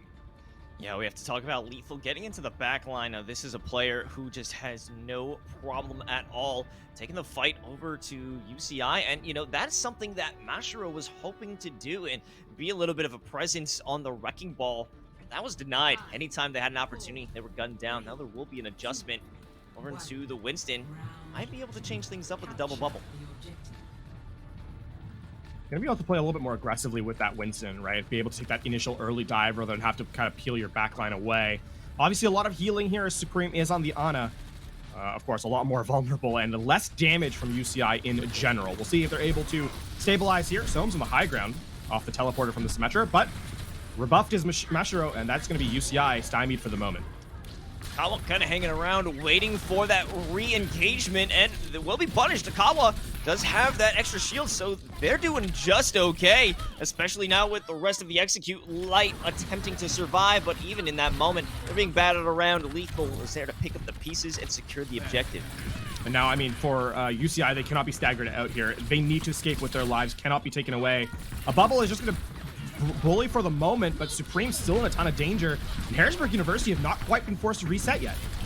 And no, it's not quite over. Divio, though, taking a decent amount of damage. Maybe Light can put the pressure onto Soms in the back line. Soms is just too strong. Majuro, though, flipping the tables, and this is going to be a great response from UCIs. That's 4 dead. Yeah, that was flipping the point on its head, quite literally in this case, but also the fact that PG1 was caught in a corner with the rest of the team, and they were able to keep Supreme alive, so the healing was there, meant that the brawl potential of the Zarya is so much better in terms of that damage, right, that 100 energy Zarya. So UCI, very, very close to losing it, but because they're able to rescue their Zarya, are back in control. Nasher in a very deadly position. What if they could be sustained with that bubble? They could do a lot of damage and stop the fight before it even begins. Tap forced away. That's such a deadly position Mashiro is in, and as long as they have that sustain, no one is there to check them. Akawa will cause a bit of a ruckus on the point itself, but even though all the damage is being brought in the main streetway, Elk brings out the rally. Now it's time for the offensive to truly take place, but with everyone kind of split apart, it's UCI that's getting caught in the middle of the crossfire. Here comes the self-destruct, and both supports go down for UCI, followed up by the tank. It's going to be a team kill if Light can't get away. Yeah, and in fact, it is going to be the team kill there. Light just barely escapes the respawn queue before the first member to go down comes back in. However, that being said, Harrisburg University play that to perfection. Just deny the nano boost any sort of value. You're not able to build to the primal rage in time, and by that point, Harrisburg University, with the rally online, have given themselves so much more sustain. Keep an eye out on Tap now, who's looking for that duplicate over the top.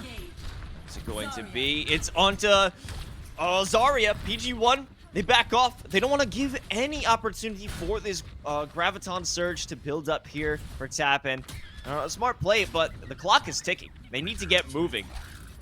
Yeah, I mean, Tap doesn't get any eliminations with that, but just burned about 10% off the clock, so that's more than worth. And as Akawa stays alive, too, they're going to buy even more time here. Like continuing, they're looking for something else. Maybe Akawa could be the right target. As you can see, the decision making in this player, it's so difficult to decide who they should be going after because no one is in a very reachable position. Maybe Mashiro can help save the day. It does force out Soms to bring the Transcendence into play. They are taking so much damage though. Mashiro gets away, a stick over onto Exile, and in a matter of seconds, 4 are dead for UCI. A point will not be converted by UCI. That is, in fact, going to be the map, too. There it is, the foot to the face, and that is it. Harrisburg University unceremoniously end Busan to take that early lead 2-0 on the control point.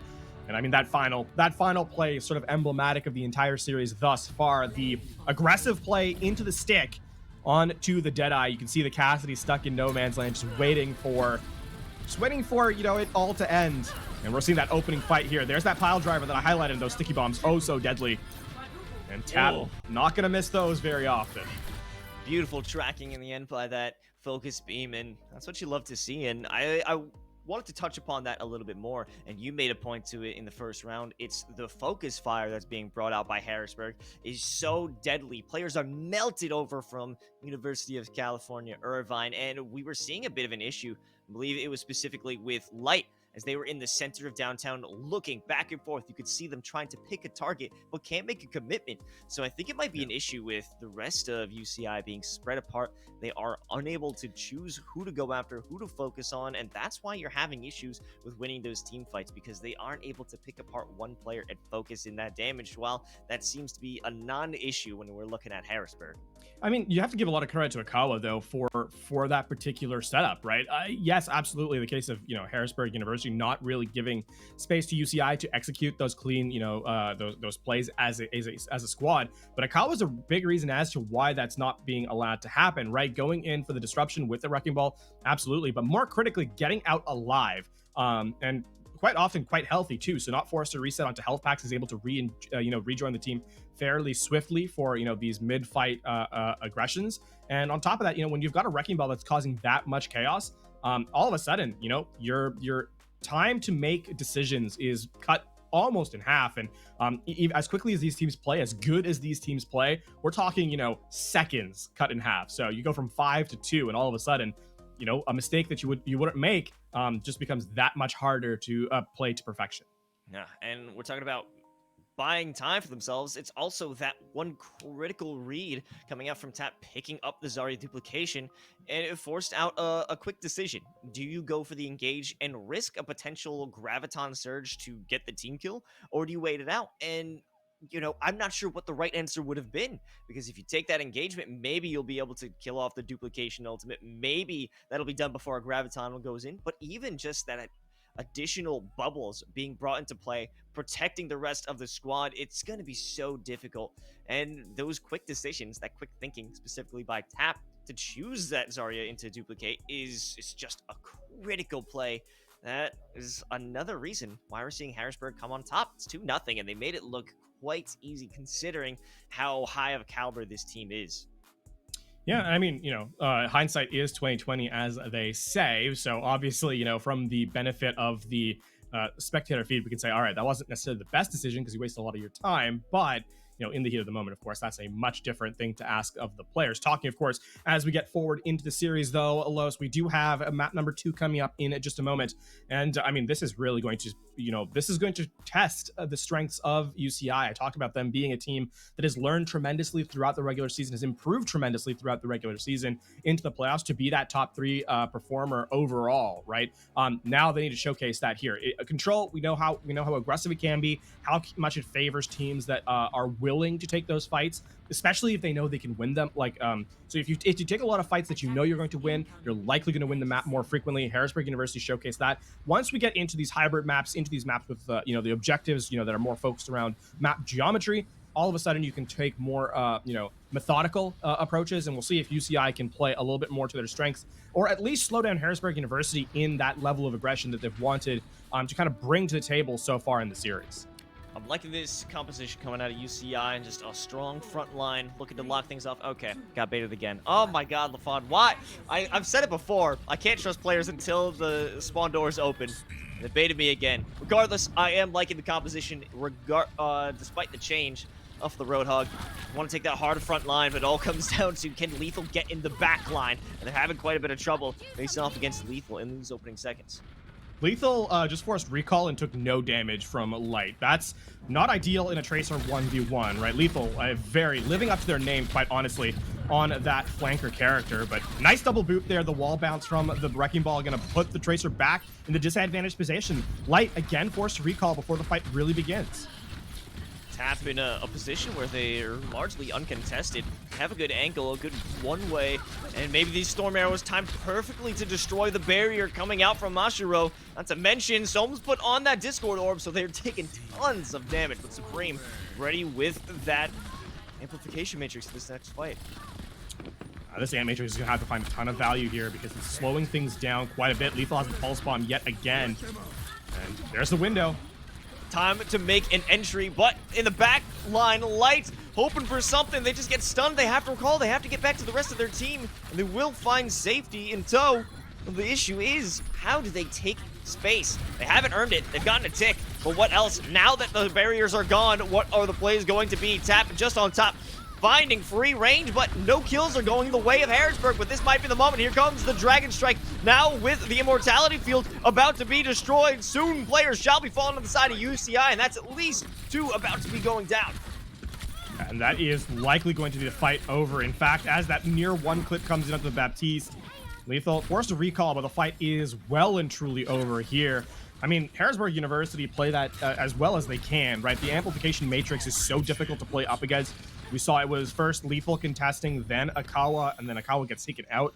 But on top of that, they only give 2 ticks away. So sure, it might seem like a quote-unquote lost, percentage, but it was really the trade to make sure, lose the fight, win the war kind of situation here for Harrisburg University. And I mean, they've got Rally, they've got Transcendence, and all of a sudden the tools for UCI are looking less and less lethal. Yeah, especially with Supreme going down, they have to wait because you are not going into this next fight without that Immortality Field. But now a stick onto Mashiro, that'll stagger things out even worse, because they might even press the advantage. Harrisburg just hanging outside, continuing to deal. Oh my god, it's Lethal again. Another stagger kill, another plight going the way of UCI. Perfect pulse bomb. And Lethal again survives another flashbang, by the way, just right there, as XCal is not able to find the flick up and to the left. as Lethal will get the recall in time. So now UCI, 5 check marks on their board. They have to make these count. Out here to deny some of that damage throughput. Okay, Amplification Matrix does deal some damage, but no one is here to take Excal's Deadeye into damage, but they're gonna walk right into the Gravitic Flux. That must be 4, but they're saved by the Immortality Field, so that also allows a return of aggression. Soames providing space, providing cover with the Transcendence, but in the back line, they are taking a lot of damage, but to what cost? It doesn't matter because the front line is destroyed. Elk, Lethal, they're doing all the damage. It doesn't matter who you have in the behind. I mean, Harrisburg University's win condition there was take as much damage, deal as much damage as you can, and stay alive so Lethal can dance in the back line. And in fact, Lethal gets lost in the chaos, and the final blows abound for the Tracer. And now UCI are in the last 10 seconds of this point. And Harrisburg University have not let them even approach the objective. Yeah, they only have secured 2 ticks. I mean, they were so close in that initial fight. With 3 seconds left, they have to touch the objective, and it is going to be Light who does manage that. In fact, what is their move now? PG1 almost out of their mech. They have to force out the Immortality Field before they even get to the objective. Follow it up with a Dragon Strike. Maybe the self-destruction could be good for some damage, but it doesn't make the mark. They have to lose. The second PG1 gets back into their mech, they lose it. And there's no chance for UCI to even make it onto the objective. A full clean sweep for Harrisburg. Takes a special player to take advantage of the space that you're given here, Los, and Lethal is that player. I mean, not to put a slight on the rest of Harrisburg University, they're giving Lethal a lot of room to work with, a lot of resources as well. But as I said, you need to be a good player. You need to be a special player to be able to recognize those moments and execute on them. And Harrisburg University, as a team, are setting themselves up for success, and they're finding it in spades. UCI now firmly on the back foot here. Sure, 78.8%, but that's on first point only. And with how dominant Harrisburg University looks in those fights where they have not necessarily the ult advantage, but, you know, at least some tools to work with, all of a sudden you're feeling that UCI are in a world of hurt here as they try and set up for a defense that needs to hold for 4 minutes and deny first. It's going to be an incredible effort having to be brought forth from UCI, and Tap potentially going on to that Genji. I'm interested to see how that might work out. I mean, we saw them do amazing work with their placements of the Dragon Strike, but maybe the Dragon Blade can prove to be even more efficient. But what I liked from that in the previous round was just how they were waiting to bait out the Immortality Field from Supreme and then send the Dragon Strike right from where it was, dividing the team. They have to move away from each other, but this might be another divisive effort from Harrisburg. I mean, UCI needs to find a way to force resources out of Harrisburg University, because right now, Harrisburg are able to kind of play the game at the tempo they want to, right?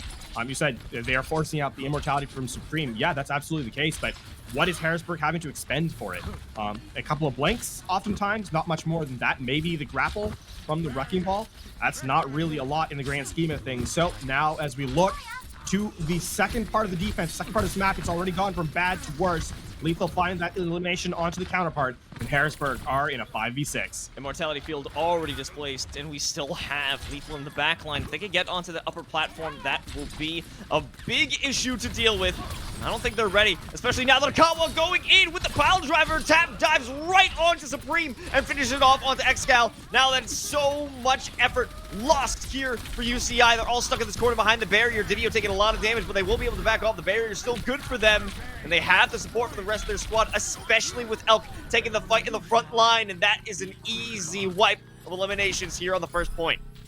And I mean, now who's going to be the one to contest? It is not going to be Light. Lethal will be taken down by Excal, but there's no one else there. And anticlimactically, it ends. Harrisburg will take map number 2, a dominant performance halfway through this series. And Harrisburg University now 1 map away from a rematch with Redbirds in the grand finals.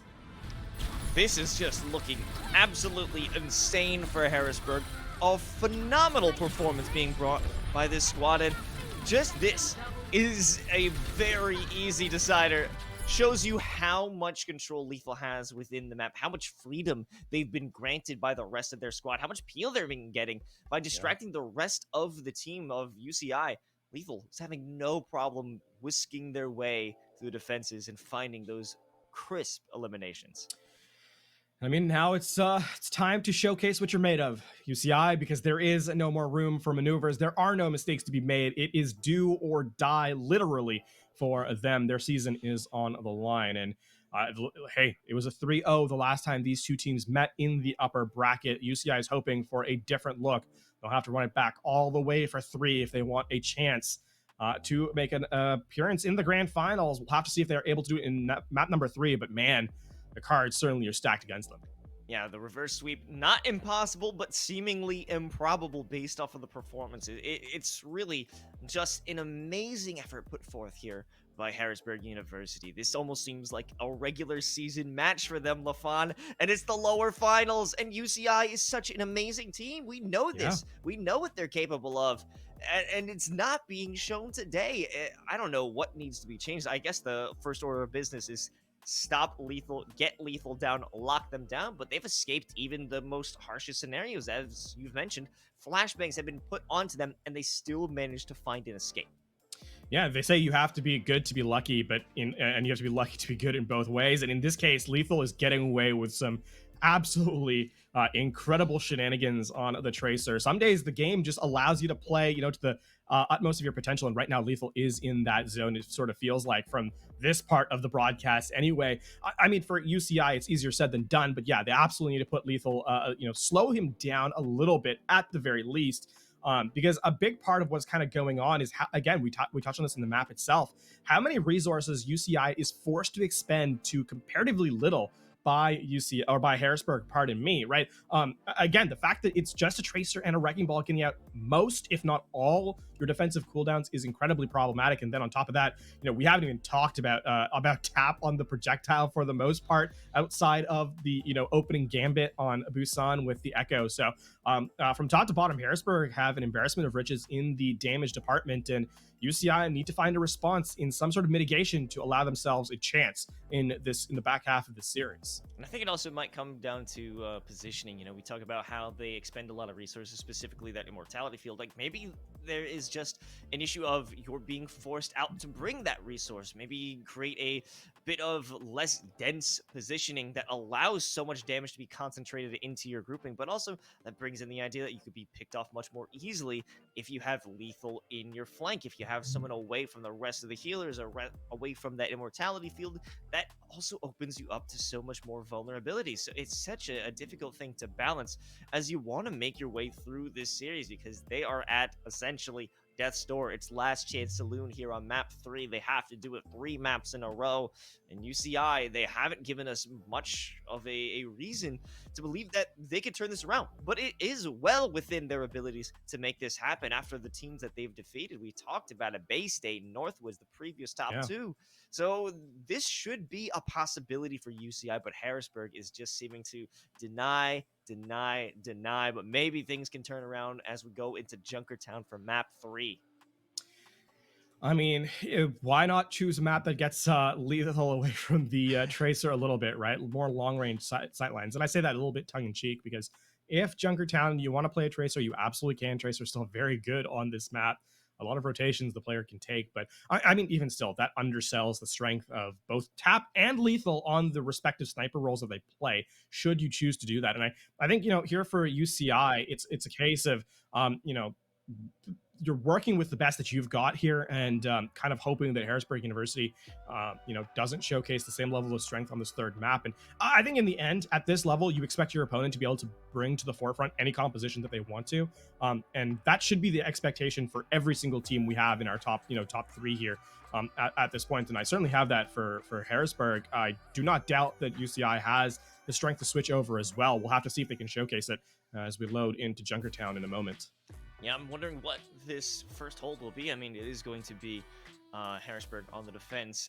How long will this close hold be put in place if that is what they decide to go for? And I wouldn't be surprised that they would make that choice, because based off of their initial engagements in the previous 2 rounds, they've had their way with UCI. So why wouldn't they try and make it as impossible as they can for them to advance even to that first objective, which they denied in the previous map? Yeah, a small sight line is that you actually get Akawa off the Wrecking Ball as well, who has been sort of a menace, I think, so far in this series, right? Akawa has you know, we haven't really sung the praises of this main tank player, but has really been a big difference maker for Harrisburg University. Now on to the Orisa. So no flashy shenanigans from them, no wall bounces this time, but still a tank that requires a lot of team effort. So now UCI opens up, and Lethal already putting Light back in the grave as it starts off the way the last map kind of ended. The fleet feet out of this player are just something to be marveled. They've had the ability to cause so much disruption in the line, not even the back line, in the front line of UCI. They'll continue to do so, but UCI is currently making their way downtown and not having too much trouble about it. Only one elimination to go their way, but this might be an issue with Divio starting things up on this high ground, forces them back. They do lose out on that immortality field, but Lethal will be removed finally from Supreme's walls, and that'll continue. Supreme continuing the action along with the rest of the squad. That's 2 down for Harrisburg. Harrisburg now being able to actually, UCI able to finally put some pressure forward, not being assailed from all angles, and though Akawa is caught in a close quarters, not going to be alive for long. The trade 1, Supreme is down. This is likely to be over as UCI will get the final cleanup blows. Ooh, a nice finish indeed. This is exactly what we were hoping for in terms of UCI being able to bring things back. They've gotten their first objective throughout the whole series, and maybe they can continue things forward as they aren't showing signs of slowing down. And 5 minutes on the clock. They're looking good here on Junkertown. Pulse Bomb is actually going to be blocked by the shield, so a good read by PG1. And they're going to get supported by their team. That's actually a really, really big denial by UCI. It's going to allow them to take the high ground here and get back to position and try and take this fight. So Harrisburg University forced to look down the supercharger as well, and UCI all of a sudden a ton of danger. Oh, a great use of that pulse bomb. Goodbye, Soames, and they'll lose out on that immortality field, but still in control of this high ground. Maybe not for long, as you've got PG1 bringing in the gravitic flux. They will be stopped, so they can lose out on the damage. But Mashiro providing even more safety with the barriers, and they will ride on through around this bend, especially alongside that boosted damage to the window. But there's that supercharger in return. Akawas get destroyed as Light comes in from the angle, or from an off angle rather. But I mean, Harrisburg University have denied so many resources, and they're right back in this. Transcendence there to block out the damage coming in from the gravitic flux. Regardless, we've got Lethal down again. The denial of Lethal's presence within these fights, or even beforehand, are critical. Here comes a Dragon Strike from Excal, and they can walk on through, stuck away from the rest of their squad. Elk and Tap, they've been divided. Maybe Tap can provide some extra damage in their death blows, but that won't be the case. Another cleanup here for UCI, and they'll take the second objective. And all of a sudden, UCI has come alive here in this third map in a way that, I mean, they did not showcase the first 2 parts of this series. So all of a sudden, you love to see this from them. Another supercharger here from Ashiro. And I mean, with no response from Harrisburg University, this could be a really explosive engagement with, with that tank ultimate online.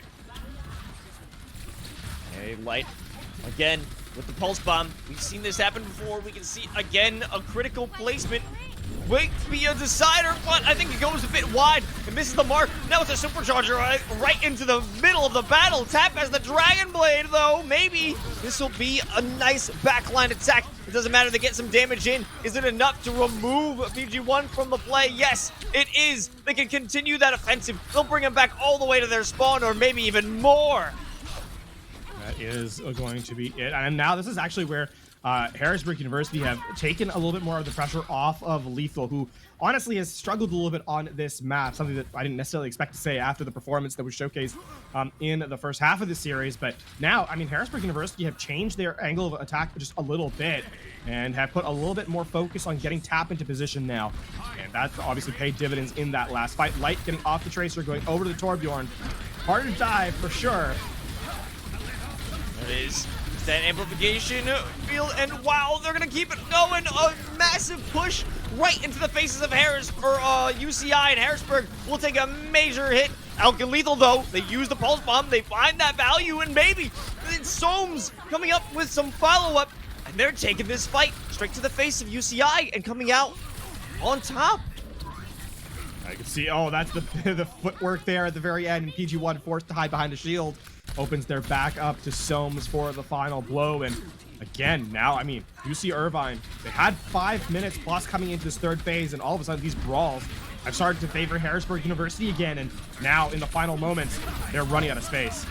Yeah, 3 minutes left. However, Light getting a great shot onto Tap, who've overextended themselves. Here's a supercharger, spending all this extra damage for anyone who decides to walk on out. Lethal wants to get in, down and dirty. Goodbye, PG1 with the pulse bomb, and the damage is continuing. Light does have the turret in place for more divers, but what are they doing in terms of an offensive presence? They have none. Mastro is going to, spam the fusion driver downrange a little bit. While that's happening, Tap will get another elimination and get out with their life on top of it all. The Harrisburg University are now in a position where they can just farm resources without spending too many of their own. I mean, Lethal just used the pulse bomb not 20 seconds ago, now up to 60% yet again.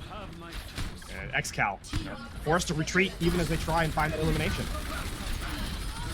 Metro will punish Akabo, who's gotten too far, and the walk right into the gravitic flux. Will anyone even be caught in it? It doesn't seem to be so, regardless of the issue. That's plenty damage. Not enough dead, though, on UCI. Light being pressured, but perhaps winning this 1v1 onto Lethal. The recall is there, the damage is back, and Lethal still isn't able to get it done. The turret, even so, finishes off the job, and this payload is rolling once again. An absolute mess of a fight, and I promise Light and Lethal, we say we did not watch that one on stream. They'll get away with it, and the duel ends in indignity, but UCI have brought forward a lot of space now. That being said, only a minute and a half left, and in the hardest part of the map to capture, and they'd like to capture this with at least some time remaining, if at all possible. Lethal forced a recall here, but they're down PG1 yet again, and UCI already in the deficit. Minute 20 on the clock. Here comes the Transcendence from Supreme to give them some extra space to move on. Soms ready with the Ant Matrix. They don't even need it. It's a double from the Pulse Bomb. Tap takes advantage, removes 2, and it only leaves PG1 left to try and save the day, save the embarrassment from the team kill. Lethal, however, pressing the advantage, may even lose their life in the process for their greed, but regardless, they got it. And that was a fight that UCI committed to. Almost, they thought that was their last engagement, and Harrisburg University, off one halt, ended all. Tap will go down to the Brig and the Cassidy, but that's a big Amp Matrix to put a lot of damage through onto UCI. And that's exactly where UCI drops into, hoping to get that re-engagement, but the second they do, they fall into a world of hurt. Both tanks down, and they're on the back foot once again. 30 seconds left. Do they reset? Do they try and push the engagement and have the tanks follow up? Regardless of the decision, they're taking so much damage that the pressure is on. Yeah, this time Lethal will not get away with the all-out aggression as XCal finds the flank. With that being said, I mean, they're down to the last quarter of a minute. There's the Dragon Blade, it'll find 2. Oh, that is so much damage. There go the hopes and dreams of UCI pushing into this fight. Another Gravitic Flux. Just press everything you have to go down for the Gravitic Flux, and no one can make their way back to the payload. 64 meters is all they are good for. Almost making their way around the bend, but in the end, they couldn't finish it off.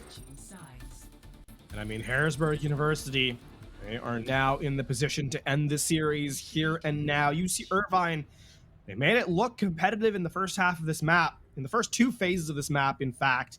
But Harrisburg, the spaghetti, they picked it up off the floor in the third, and it brought it back to hold. It's not over and done yet, of course. UC Irvine still has an opportunity on the defense, but Harrisburg University has to be feeling confident with their performance, considering how well they shut out UC Irvine on that final phase. It is a great turnaround from UCI. This is the best showing we've seen from them. So it wouldn't be out of the question for them to hold steadfast and finish off the map in victory, in grace, in dignity. So what is going to be the response? Will they have a similar play? Hold it back onto the high ground and try and play for the distance. Look for those intro picks onto Lethal, which found so much value in the beginning of the previous round and almost up to the second objective, even the third. But in the end, Lethal was able to bring it back. So if they can continue shutting down Lethal, finding those aggressive plays and punishing them for it, that could be the key to victory. One step at a time is kind of the mantra for UC Irvine at this point. Take one player out, don't lose any of your own, and then go from there. We'll see how well they can achieve that here, Los. Exactly as you said, time is running out here for UC Irvine. Harrisburg University heads to the attack. There's that first halt, and Lethal already on the flank. That's exactly what we would have expected. Maybe they want to take that fight another time around, and we'll see that come to fruition. Scal shooting from above for an opportunity to present itself, which it certainly hasn't. Lights removing Lethal from play, but Xcal traded in tow. Tracer for Tracer. How will this follow up? I mean, the backline is certainly being pushed. The pressure is on. The barriers are being destroyed. Divio sending out that consistent spam. The halt, bunching them up, clustering them for damage to unfold. And it's consistent barrier for barrier fight out. But Tap getting that angle in the back line finishes them off with only Xcal hoping to save the day. But they just have to run and play for the life. And that is going to be that first point gained equally as quickly as what UC Irvine were able to accomplish. And something to highlight is that Xcal and Light have swapped roles here on this map. On this part of the map, too. Remember, it was Light playing Tracer earlier. And now over to the Hanzo. We'll see if they're able to kind of recover here in the second phase. Try and take some time off the clock again. That golden box of victory is just around the corner, Los.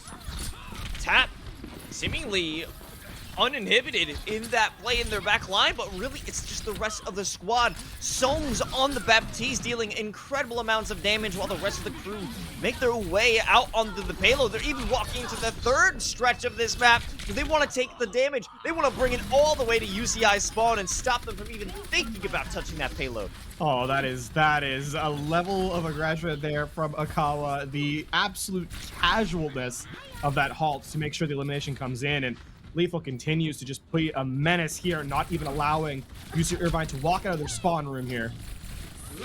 Denying those health packs again. Exile, they want to walk through, but they're being denied consistently on the back line. Here's the supercharger. This is going to be an incredible gravitic flux if it's able to land. I think the final moments it was denied, but no, the hull was actually eaten instead. Divio brings out their own gravitic flux, and the damage is immense. Clearing out everyone, allowing the second objective to walk on through if Xcal has something to say about it, but they ran away. They can't contest. And now it's 5.5 minutes, Los. The golden box of victory, it's just there on your periphery. You can see the end of the map in sight here. Lethal will not even allow them to reset. UC Irvine forced now to the absolute desperation here. Tap will go over to the Doomfist, and they'll deck one down for them. And there's still 5 minutes left for them to remove. Just an incredible amount of time to get around the first half of this turbine. Light is dealing a good deal of damage from the Hanzo. Here comes that Dragon Strike. Maybe it will bisect the objective, and it certainly does, creating the perfect opening for Xcal and Light to walk on through, and it's a gruesome twosome. The dynamic duo clean things up, at least for this initial fight. I mean, now UC Irvine are in the best position they can reasonably ask for here at this stage of the game. They'll have control of the choke point.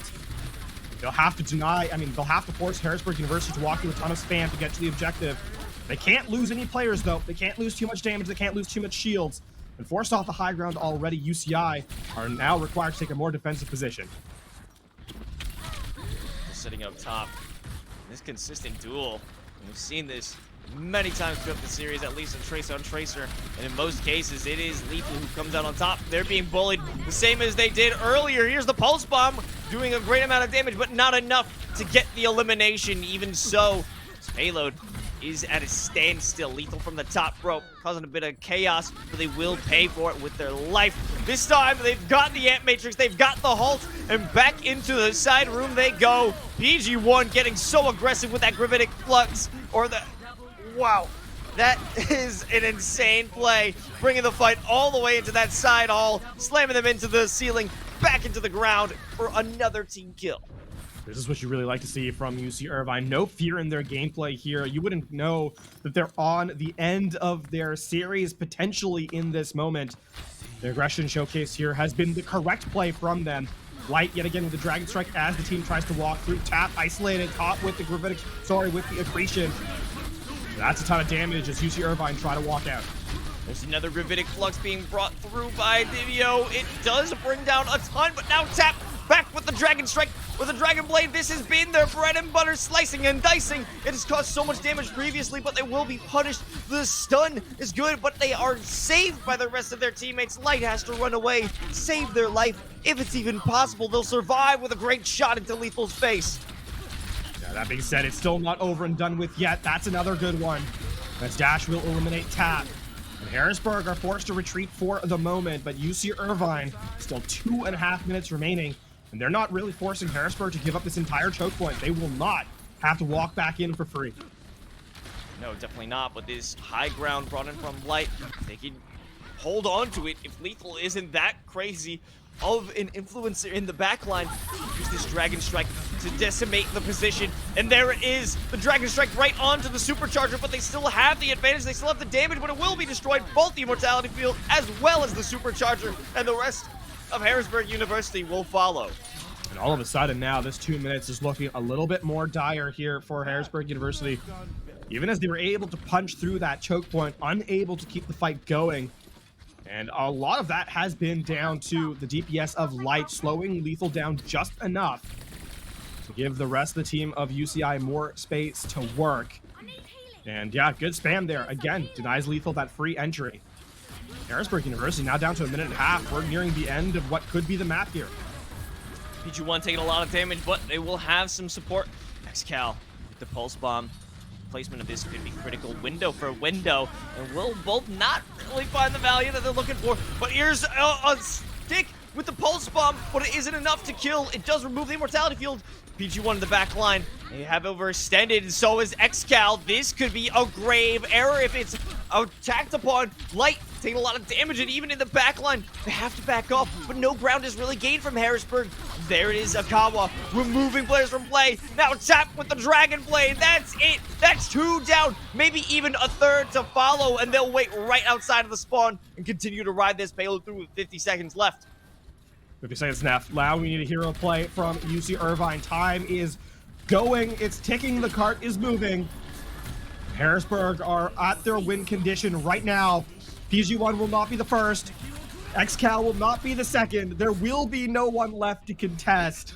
And UC Irvine will fall. Harrisburg University will take a victory. Hard fought, though it was on map number 3. A 3-0 in its fashion. And Los, what a statement there from Lethal and Harrisburg as they look for a rematch against Redbirds in the grand finals.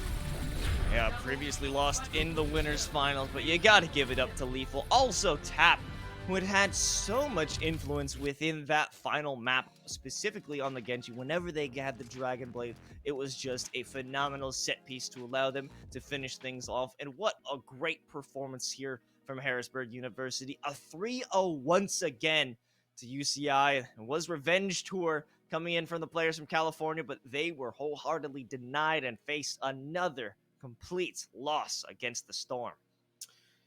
And I mean, give credit to UCI, a team that has improved tremendously over the season. Make no mistake about it, just unable to claw it back in the very end of the season. A top 3 performance from them, though, nonetheless, a respectable thing, something the players should be absolutely proud of.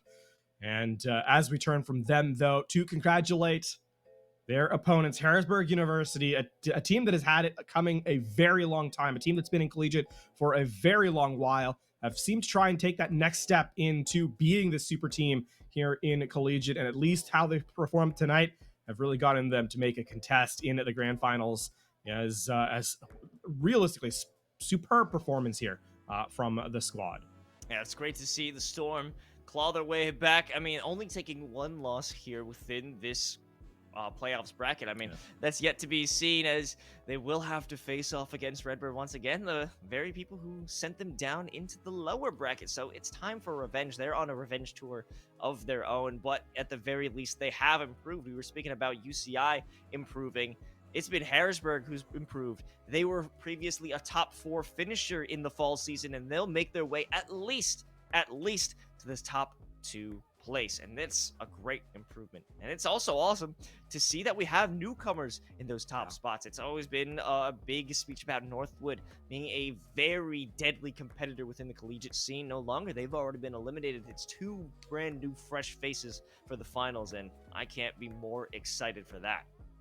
Yeah, I mean, Los, collegiate Overwatch is it's a hot topic, right? There's a lot of players here, a lot of really excellent performers, and as you said, fresh faces and old both. So excited to see how it goes forward.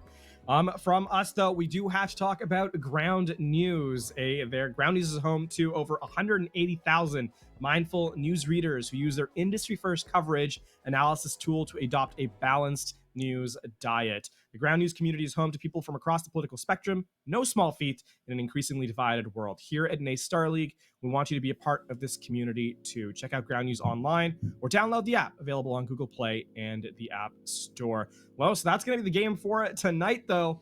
Again, a hearty congratulations to Harrisburg, who will head to the grand finals upcoming against Redbirds in the future. But from us here tonight, that's going to be Overwatch. Thank you for tuning in. We'll see you in the grand finals.